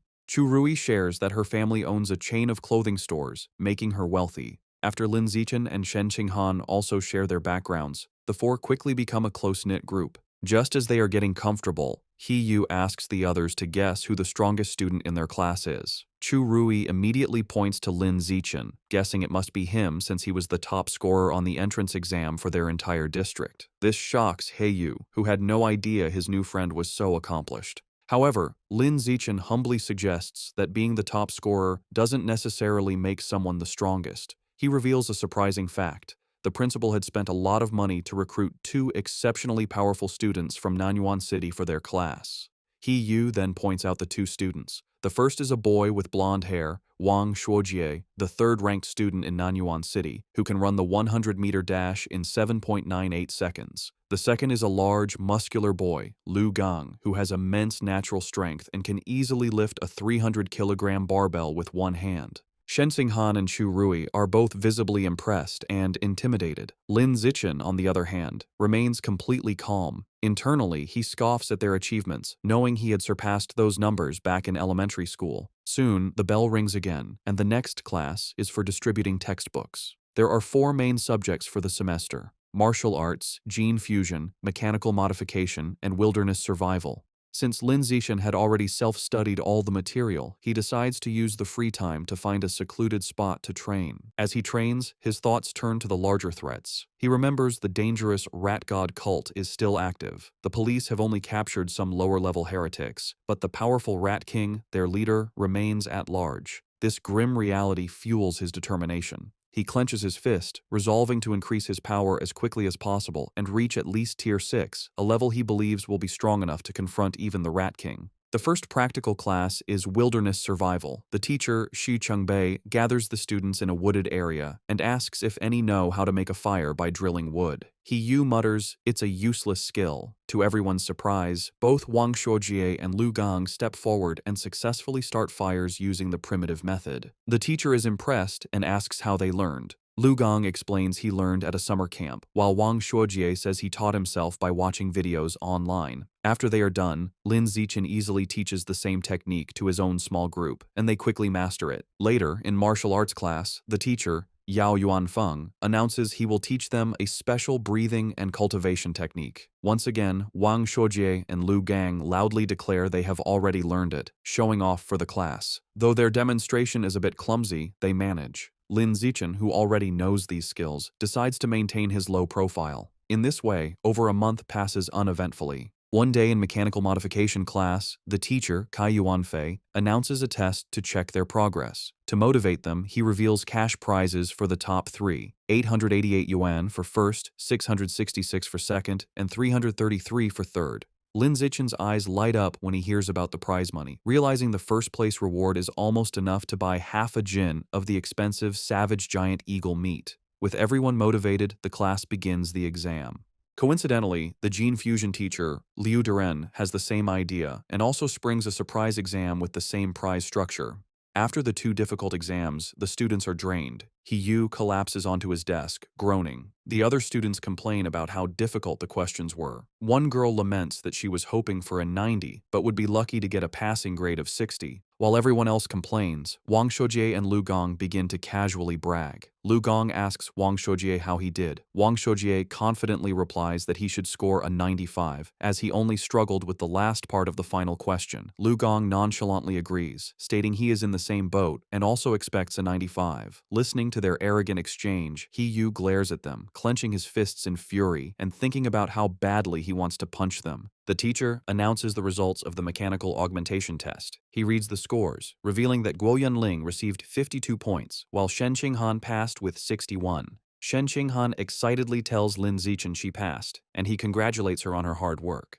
The teacher continues, announcing He Yu scored an impressive 88 points. His friends praise him, and he humbly replies he was just lucky, promising to treat them to a meal with his third-place prize of 333 yuan. Next, the teacher confirms Lu Gang and Wang Shuojie both scored 95 just as they predicted, complimenting them for being only one question away from a perfect score. Wang Shuojie confidently claims that with 10 more minutes, he could have solved the final problem, and Lu Gang agrees. Listening to them brag, He Yu is frustrated, but comforts himself with the thought that third place is still his. However, the teacher then reveals a shocking result. Despite the test's difficulty, one student achieved a perfect score, Lin Zichen, with 100 points. Wang Shuojie and Lu Gong are stunned, shouting the result is absurd. The rest of the class erupts in cheers. Even a defeated He Yu joins in, recognizing Lin Zichen is on another level. Shen Qinghan and Chu Rui celebrate his victory as the glory of Shanghai. Ignoring the praise, Lin Zichen's focus is on the prize. He raises his hand and asks Teacher Kai when the 888 yuan prize for first place will be distributed. The teacher promises to send it later, internally finding Lin Zichen's intense focus on money strange. An hour later, the gene fusion exam results are announced. The teacher, Kai Yuanfei, reads the scores. This time, the non-Yuan duo did not perform as well. Lu Gang scored 81 and Wang Shuojie 83. Though still good scores, they are clearly disappointed. In contrast, Shen Qinghan achieves an excellent 78, placing her in the top 5, and she celebrates with Chu Rui. To the shock of his classmates, Lin Zichen once again secures a perfect score, effortlessly winning another prize. This second crushing victory deals a huge blow to the confidence of He Yu, Wang Shuojie, and Lu Gang, who are left demoralized. Unable to accept their defeat, Wang Shuojie and Lu Gang question how anyone could get full marks on such a difficult test, openly suggesting Lin Zichen must have known the answers in advance. The teacher, Kai Yuanfei, immediately shuts down their accusation, stating firmly that it is impossible. He explains that he personally designed every question, and the answers are not available online, making cheating impossible. The two are left speechless. Their classmates are not so kind. He Yu and Chu Rui laugh, mocking Wang Shuojie and Lu Gang for being sore losers. He Yu calls them a disgrace to Nanyuan City, and Chu Rui adds that uncultured, ugly people always cause the most trouble. After lunch, the practical exam for wilderness survival begins.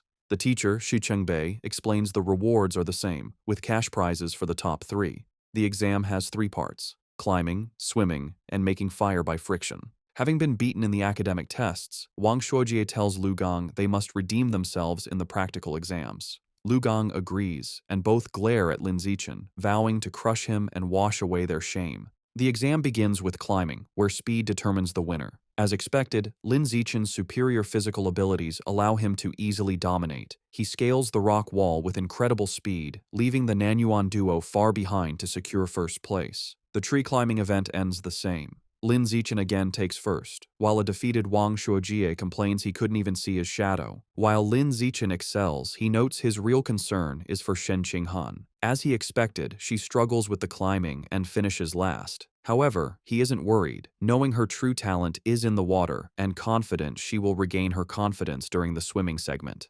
Next is the fire-starting segment. With his eyes on the prize money, Lin Zichen knows he must continue to crush the Nanyuan duo. He starts the task with intense focus and speed, successfully creating a fire in just 58 seconds. Wang Shuojie and Lu Gang watch in utter disbelief, wondering how he can be so fast at everything, bewildered by his insane hand speed. The final part of the wilderness survival exam was swimming. This time it was Shen Qinghan's turn to shine. Tapping into her natural affinity for water, she swam with incredible speed, easily crushing the Nanyuan duo and delivering another heavy blow to their shattered confidence. Wang Shuojie was left in disbelief, unable to understand how Shen Qinghan could suddenly exhibit such explosive power in the water, concluding he must be hallucinating. After the exam, a defeated Wang Shuojie and Lu Gang were completely silent for a long time. However, their silence only lasted through lunch. In the afternoon, the final exam for martial arts began. The teacher, Yao Yuanfeng, announced it was time to test their progress with a sparring competition. The top 3 would receive prizes, motivating the class. For Wang Shuojie and Lu Gang, this reignited their hope.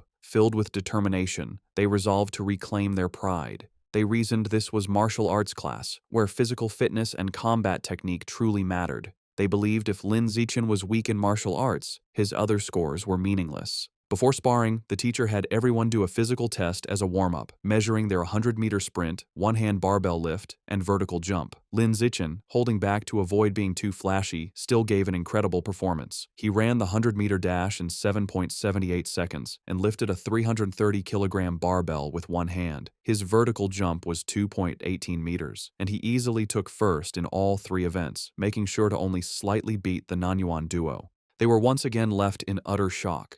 Wang Shuojie couldn't understand how Lin Zichen could be faster, while Lu Gang was baffled by how someone who didn't look muscular could be so strong. Trying to rally, Wang Shuojie reminded Lu Gang that failing the physical test didn't mean they would lose in sparring, as real combat also required technique. They convinced themselves their superior technique gave them a chance. After the test, everyone moved to the dueling area for the sparring matches. Eager to complete his survival of the fittest achievement, Lin Zichen stepped into the ring first. However, after his overwhelming display, no one dared to challenge him. Even Wang Shuojie and Lu Gang held back to observe first. Seeing the stalemate, the teacher intervened. He called out a student named Lu Wei and ordered him to spar with Lin Zichen. The two faced off, but the match was over before it began. To save time, Lin Zichen ended it instantly with a single devastating punch that sent Lu Wei flying. He then speed ran through the rest of his opponents, taking down every student in the class with the same brutal efficiency. Watching this, Wang Shuojie and Lu Gang are left in utter despair. Wang Shuojie realizes with horror that Lin Zichen is far stronger than they imagined and probably wasn't going all out during the physical test. He wonders how anyone could compete with such a monster. Just as their spirits are crushed, Hiyu suddenly leaps into the ring, shouting Lu Gang's name. He points at Lu Gang, declaring he's warmed up and at his peak, and challenges him to a fight. Eager to vent his frustration, Lu Gang readily accepts. He reasons that while he may not be confident against Lin Zichen, he can certainly defeat Hiyu and vows to flatten him in 30 seconds.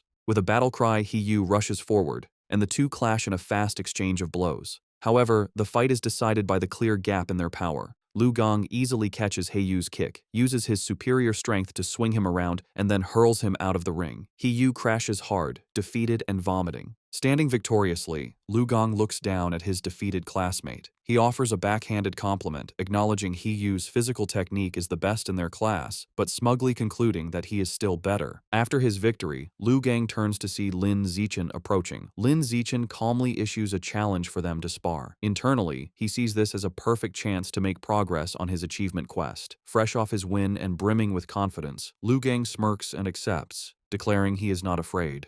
Lu Gang immediately goes on the offensive with a powerful punch. However, the gap in their abilities is apparent.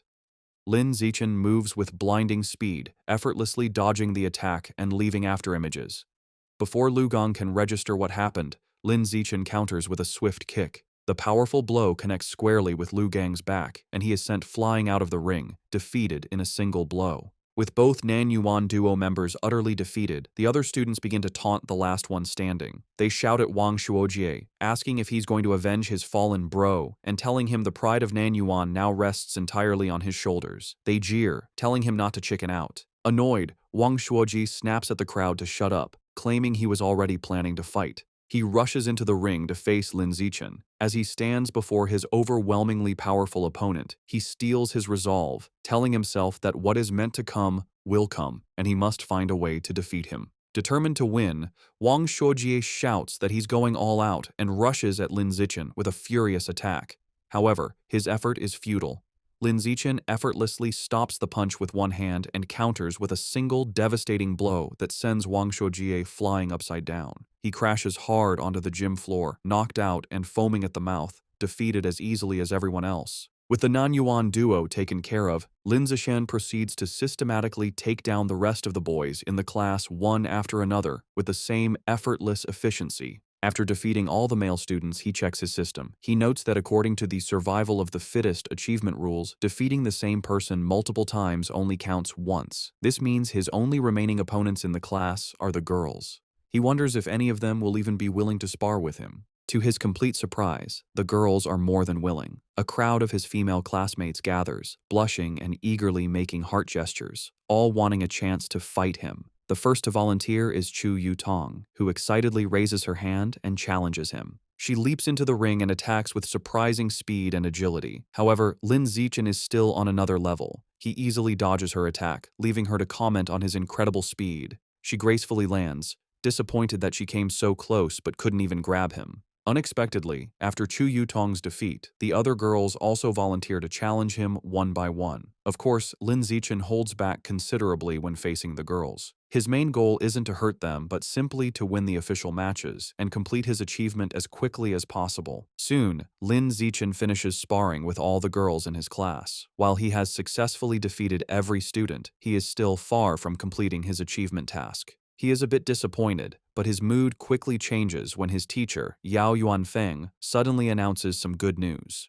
The teacher praises the class and tells them that as elite students, they must learn to challenge those above them. He then announces that in 1 month, their class will challenge the strongest regular class in the second year, and he expects them to be ready. Lin Zichen, who was just feeling frustrated about the lack of opponents to speed up his survival of the fittest achievement, is overjoyed. A new match has been delivered right to his door, a true blessing. After the teacher dismisses the class, a newly humbled Lu Gang approaches Lin Zichen. He admits he had underestimated the school and declares that from now on, he will consider Lin Zichen his rival for the next 3 years. Lin Zichen realizes that with the teacher's plan to constantly challenge other classes, completing his achievement within a year might not be impossible. Wang Shuojie also confronts him, vowing to wash away the humiliation of his defeat before they graduate. Lin Zichen, however, is more focused on the practical benefits. He calculates that he has earned over 3,000 yuan from the exam prizes alone. This excites him, as he can now use this money to buy more beast meat. He clenches his fist, completely ignoring the non-yuan duo, who are left fuming at his arrogant dismissal.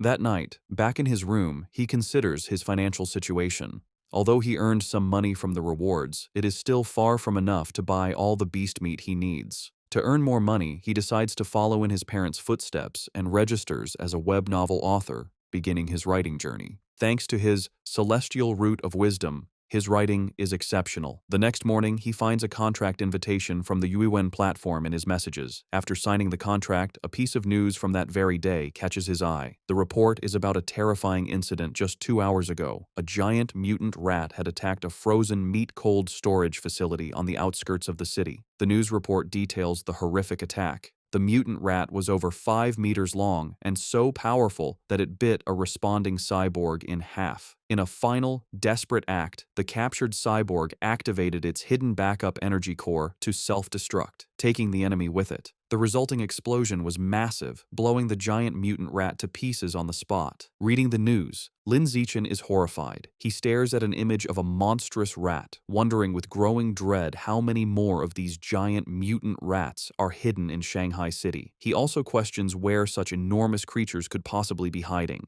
The day of the sparring session against the strongest regular class of the second year arrives, and the students gather at the Shanghai High Gymnasium. Before the match, the teacher, Yao Yuanfeng, holds a strategy meeting with his top fighters. He warns them that while their top fighters are strong, the opposing class is stronger overall and will likely use defensive tactics to wear them down. He orders them to finish their fights as quickly as possible. The moment the meeting is over, Lin Zichen rushes towards the ring, eager to defeat as many new opponents as possible to complete his survival of the fittest achievement. He volunteers to go first. His opponent, a tall girl with long blonde hair from the second-year class, steps into the ring. Seeing who she's up against, she immediately complains to her teacher, pointing out that the elite class has sent their strongest fighter out first. She claims she is the weakest student in her own class, and questions how she is supposed to fight him. Hearing this, teacher Yao Yuanfeng storms over to the opposing teacher, an older man he calls Brother Feng. He angrily accuses him of breaking the unspoken rules of class sparring, which dictate that the weakest students should fight first. He demands to know why the other teacher sent his strongest student to fight in the first match. To settle the dispute, Teacher Yao orders Lin Zichen down from the stage, telling him he can go later and to let the weaker students go first. Lin Zichen reluctantly agrees and steps down. The teacher then points to Zhong Yijia and tells her to go first, but she is caught off guard and protests that she isn't ready. Seeing an opportunity, Shen Qinghan steps forward. She volunteers to fight, telling Teacher Yao that since she is the weakest, she should be the one to go first. Shen Qinghan nervously enters the ring to face the tall blonde girl, clearly intimidated. From the sidelines, her classmates, including Chu Rui and He Yu, begin to cheer loudly, shouting encouragement for their friend, Han Han. However, the sudden pressure only makes Shen Qinghan even more nervous. The match begins, and the blonde girl immediately attacks with a powerful punch, which Shen Qinghan manages to block. Despite being outmatched, Shen Qinghan is determined. She knows she can't win, but resolves to hold on for as long as possible, adopting a purely defensive strategy to drain her opponent's stamina. Her plan proves surprisingly effective.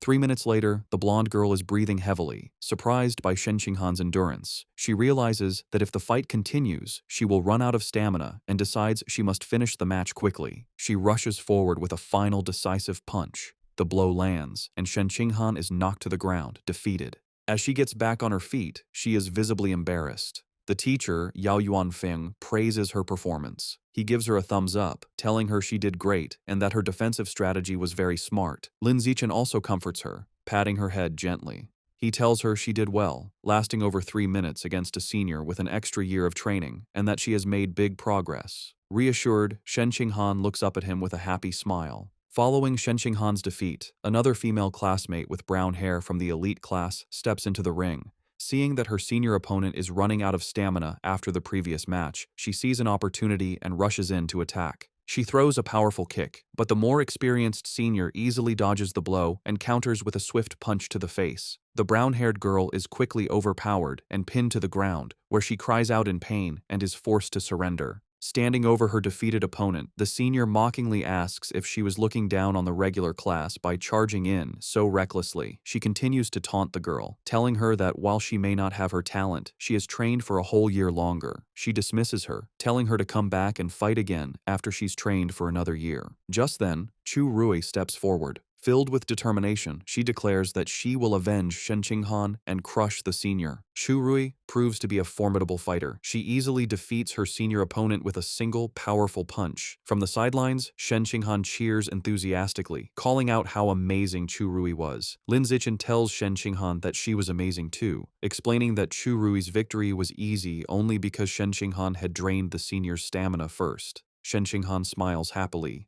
2 hours later, the sparring session continues, and the elite class has evened the score. Teacher Yao Yuanfeng approaches the second-year teacher, Brother Feng, and taunts him, pointing out that his class only has 4 fighters left and that he is confident his class will win the bet. However, he then turns to his students and warns them not to get complacent. He declares that the true strength of their class lies with their 4 top fighters, Lin Zichen, Wang Shuojie, Lu Gong, and He Yu. The real showdown is just beginning. Following his teacher's declaration, He Yu is ordered to go up next. He cracks his knuckles with a determined look and enters the ring with a dramatic, ground-pounding pose. He strikes a fighting stance and theatrically asks his senior opponent if he is prepared to face his fists, which he claims are thirsty for battle. The senior, a boy with brown hair, smirks and tells He Yu not to be so childish and overly dramatic. Annoyed, He Yu immediately attacks with a swift kick, sending the senior crashing to the ground in defeat. Standing over his fallen opponent, He Yu mocks him, questioning where he got the confidence to act so tough with such a low skill level and calling him trash. Just as He Yu celebrates his victory, another, more formidable senior with purple-tinged hair stomps into the ring. He glares at He Yu, calling him arrogant for his taunts. The senior immediately lunges with a powerful punch, vowing to teach his junior opponent some intensity. To the senior's shock, He Yu moves with incredible speed, effortlessly dodging the attack. He Yu then counters with a powerful kick that sends the senior flying, knocking him out. Seeing his impressive victory, Chu Rui and Shen Qinghan erupt in cheers, shouting encouragement for He Yu. Fueled by his success, He Yu goes on an incredible winning streak, defeating several more opponents in quick succession. After taking down 5 consecutive fighters, He Yu stands exhausted, breathing heavily. Despite his fatigue, he puts on a brave face and defiantly shouts for the next opponent, boasting he can still take on 10 more. However, it's clear he is running out of stamina. His impressive run ends when he is defeated by his sixth opponent. With He Yu eliminated, the situation looks dire for the elite class. They are now down to their last 3 fighters, while the second-year class still has 13 members remaining. With He Yu defeated, Wang Shuojie is next. He unleashes his full power, going on an incredible winning streak and single-handedly defeating 10 opponents in a flurry of furious kicks and punches. However, the long series of battles takes its toll. During his 11th match, Wang Shuojie finally runs out of stamina and is defeated. Following him is Lu Gang, who quickly dispatches 2 more of the opposing team's top fighters in less than 10 minutes. With their opponents now down to their last fighter, teacher Yao Yuanfeng smugly suggests that the second-year teacher, Brother Feng, should just surrender. Brother Feng, however, remains unfazed. He smirks and calls forth his final student, Wang Jinhei, telling him it is his turn. A new challenger steps forward, an enormous, overweight student who towers over Lu Gang. Despite his opponent's intimidating size, Lu Gang is not impressed. Dismissing him as just a slightly larger fatty, he rushes into attack, confident he can beat him. He lands a powerful punch on Wang Jinhei's massive belly, but to his shock, the blow has no effect. He feels as if he just punched solid rubber. He tries again, unleashing a rapid barrage of punches, but all his attacks are harmlessly absorbed by his opponent's thick layer of fat. Soon, Lu Gang is left panting and exhausted, realizing his attacks are useless. His opponent, who has not moved an inch, looks down at him with a calm expression. He asks if Lu Gang is finished, because now it is his turn. Before Lu Gang can react, Wang Jinhei grabs him by the neck with incredible strength. With a single, effortless motion, he throws Lu Gang out of the ring, securing the victory and leaving the elite class with only 1 fighter remaining. Stunned by such a powerful fighter, teacher Yao Yuanfeng exclaims that he doesn't remember the second-year class having such a strong student. The opposing teacher, Brother Feng, smirks and explains that Wang Jinhei is a new transfer student who just arrived this semester. He then smugly reminds teacher Yao about their bet, telling him it looks like he is going to lose and will have to buy dinner for the entire opposing class. Realizing he has been tricked by his rival's secret weapon, teacher Yao clenches his fist in frustration, worried that not even Lin Zichen can defeat this monster. Despite his doubts, he puts on a brave face for his last student. He places a hand on Lin Zichen's shoulder and tells him it's his turn, encouraging him to just do his best and not worry too much about winning, as the experience will be valuable. Lin Zichen simply smiles and reassures his teacher that he will win, leaving the man speechless. As Lin Zichen steps into the ring, Wang Jinhei looks down at him, unimpressed. He dismisses his opponent as looking rather weak to be his class's final ace. From the sidelines, Shen Qinghan, Chu Rui, and the other girls from the elite class shout insults at Wang Jinhei, calling him an arrogant fatty and cheering for Lin Zichen to teach the dead pig a lesson. Annoyed by the taunts, Wang Jinhei decides to offer a handicap. He tells Lin Zichen he will stand still and allow him 10 free hits. He explains that he doesn't want Lin Zichen and his little fangirls to complain later that he was just bullying a smaller opponent. Lin Zichen happily accepts the offer. Wang Jinhei tells him to come at him with his full power. Without hesitation, Lin Zichen unleashes a single, devastating punch to his opponent's massive stomach. The force of the blow is so immense that it sends the enormous Wang Jinhei spinning through the air before he crashes hard onto the floor, knocked out cold. Both classes are left in stunned silence, which is quickly broken by a massive, tearful cheer from the elite class as they celebrate Lin Zichen's incredible victory. A few moments later, Wang Jinhei slowly begins to regain consciousness, completely disoriented. He groggily wonders where he is and what just happened, muttering that the outcome was completely illogical and unscientific. After Lin Zichen's victory, the second-year teacher approaches Yao Yuanfeng, the elite class's teacher. He remarks on how powerful Lin Zichen was, comparing his one-punch victory over Wang Jinhei to a former prodigy named Wu Tiancheng. Yao Yuanfeng replies that while Lin Zichen is strong, he isn't at Wu Tiancheng's level yet, explaining that Wu Tiancheng was a monster who terrified the principal as a first year. Overhearing the name, Lin Zichen walks over and asks his teachers who Wu Tiancheng is. Yao Yuanfeng excitedly explains that Wu Tiancheng was a legendary student from a few years ago. As a first year, he single-handedly defeated the entire third-year elite class, shocking the school leaders. The teacher continues by listing Wu Tiancheng's incredible stats as a first year, a 100-meter dash in 6.12 seconds, a 3.96-meter vertical jump, and a 650-kilogram one-handed barbell lift. He asks Lin Zichen if he is impressed. Lin Zichen smiles nervously and admits he is a little impressed. However, he internally thinks Wu Tiancheng's feats were only on par with the strength he possessed during his 6th grade summer vacation. That night, the class celebrates their victory at a restaurant.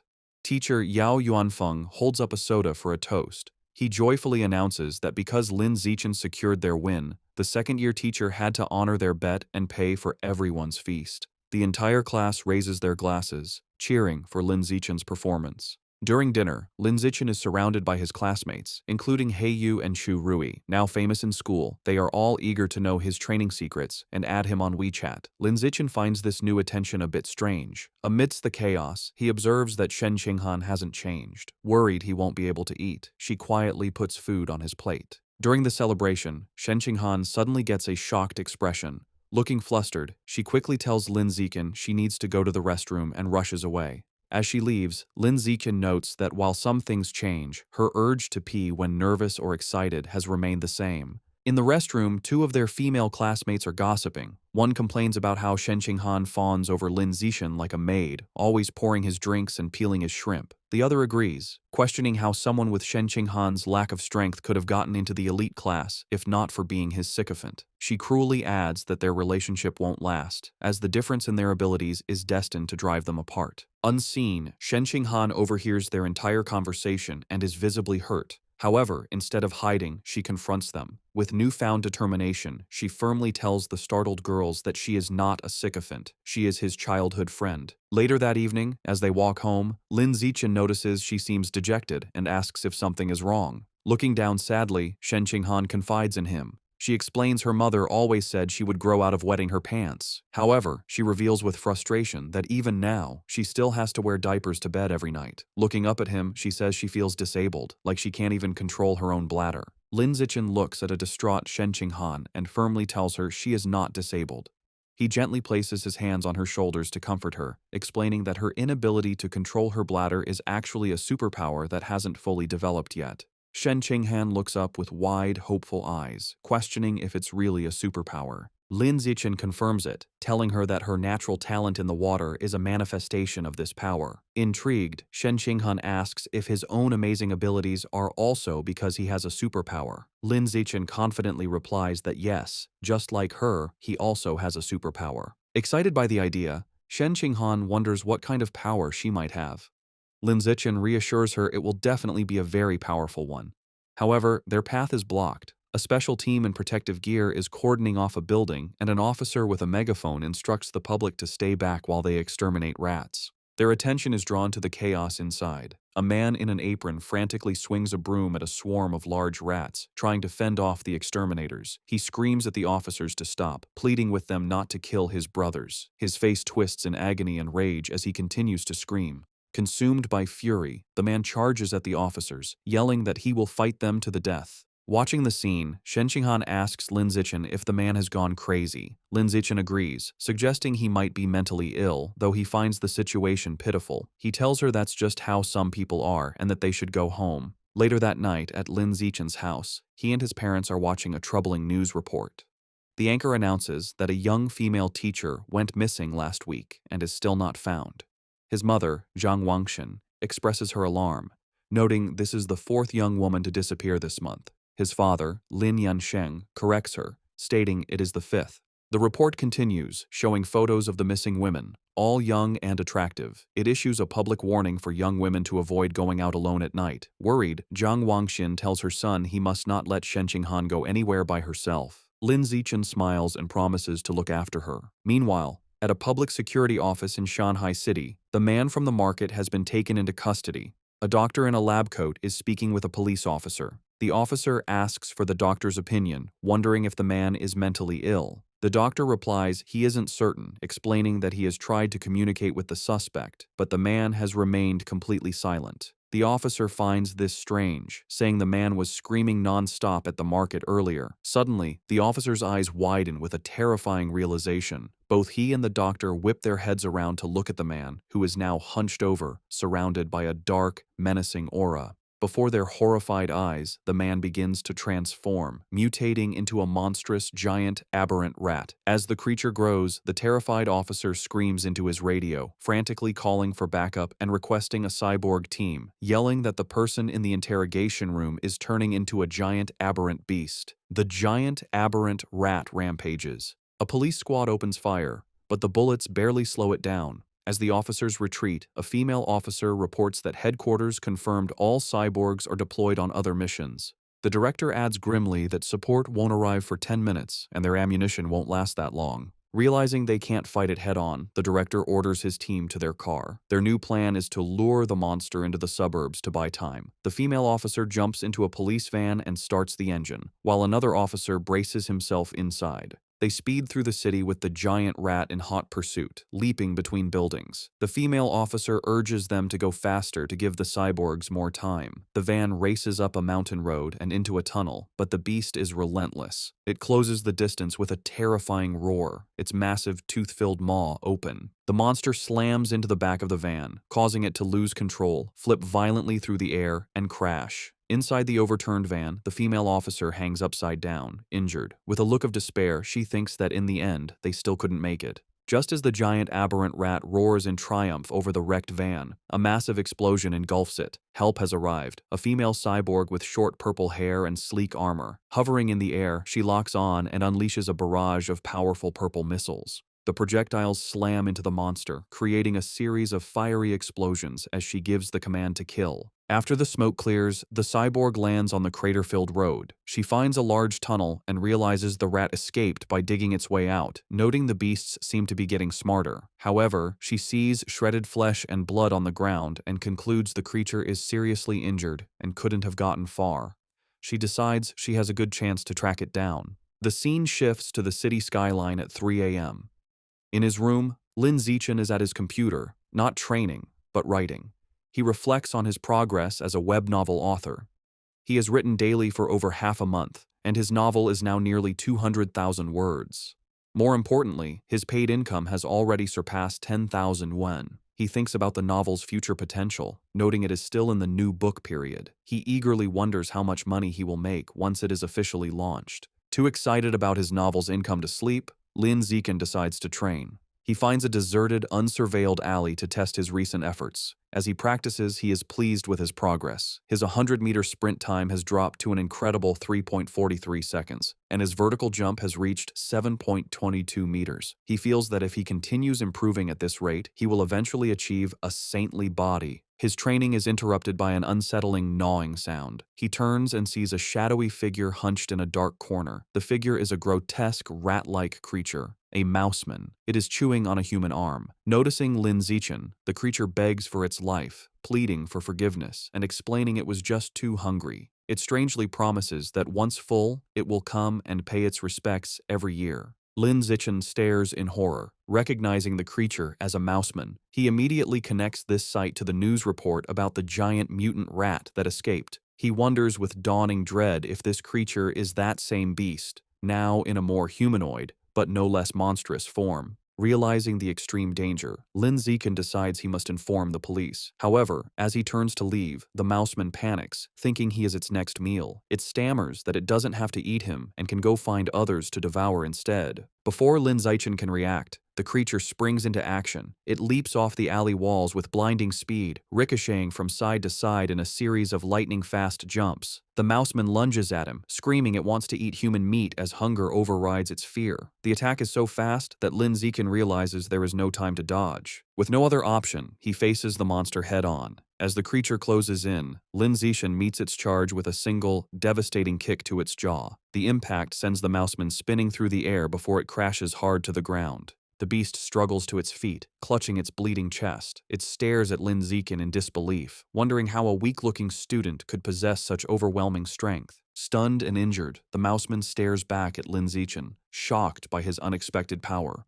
Before it can recover, a rock suddenly flies through the air and slams into its head. Seizing the advantage, Lin Zichen gives the monster no chance to retaliate. He unleashes a furious storm of rocks, throwing them with incredible speed and precision. The mouseman is completely overwhelmed by the relentless assault, unable to defend itself as the rocks pummel its body. After a few moments, The onslaught stops. Lin Zichen stands at the end of the alley, breathing heavily. He watches the spot where the creature fell, noticing it is no longer moving. He approaches cautiously and finds his attack was more devastating than he imagined. The mouse man is obliterated, reduced to a steaming pile of skeletal remains.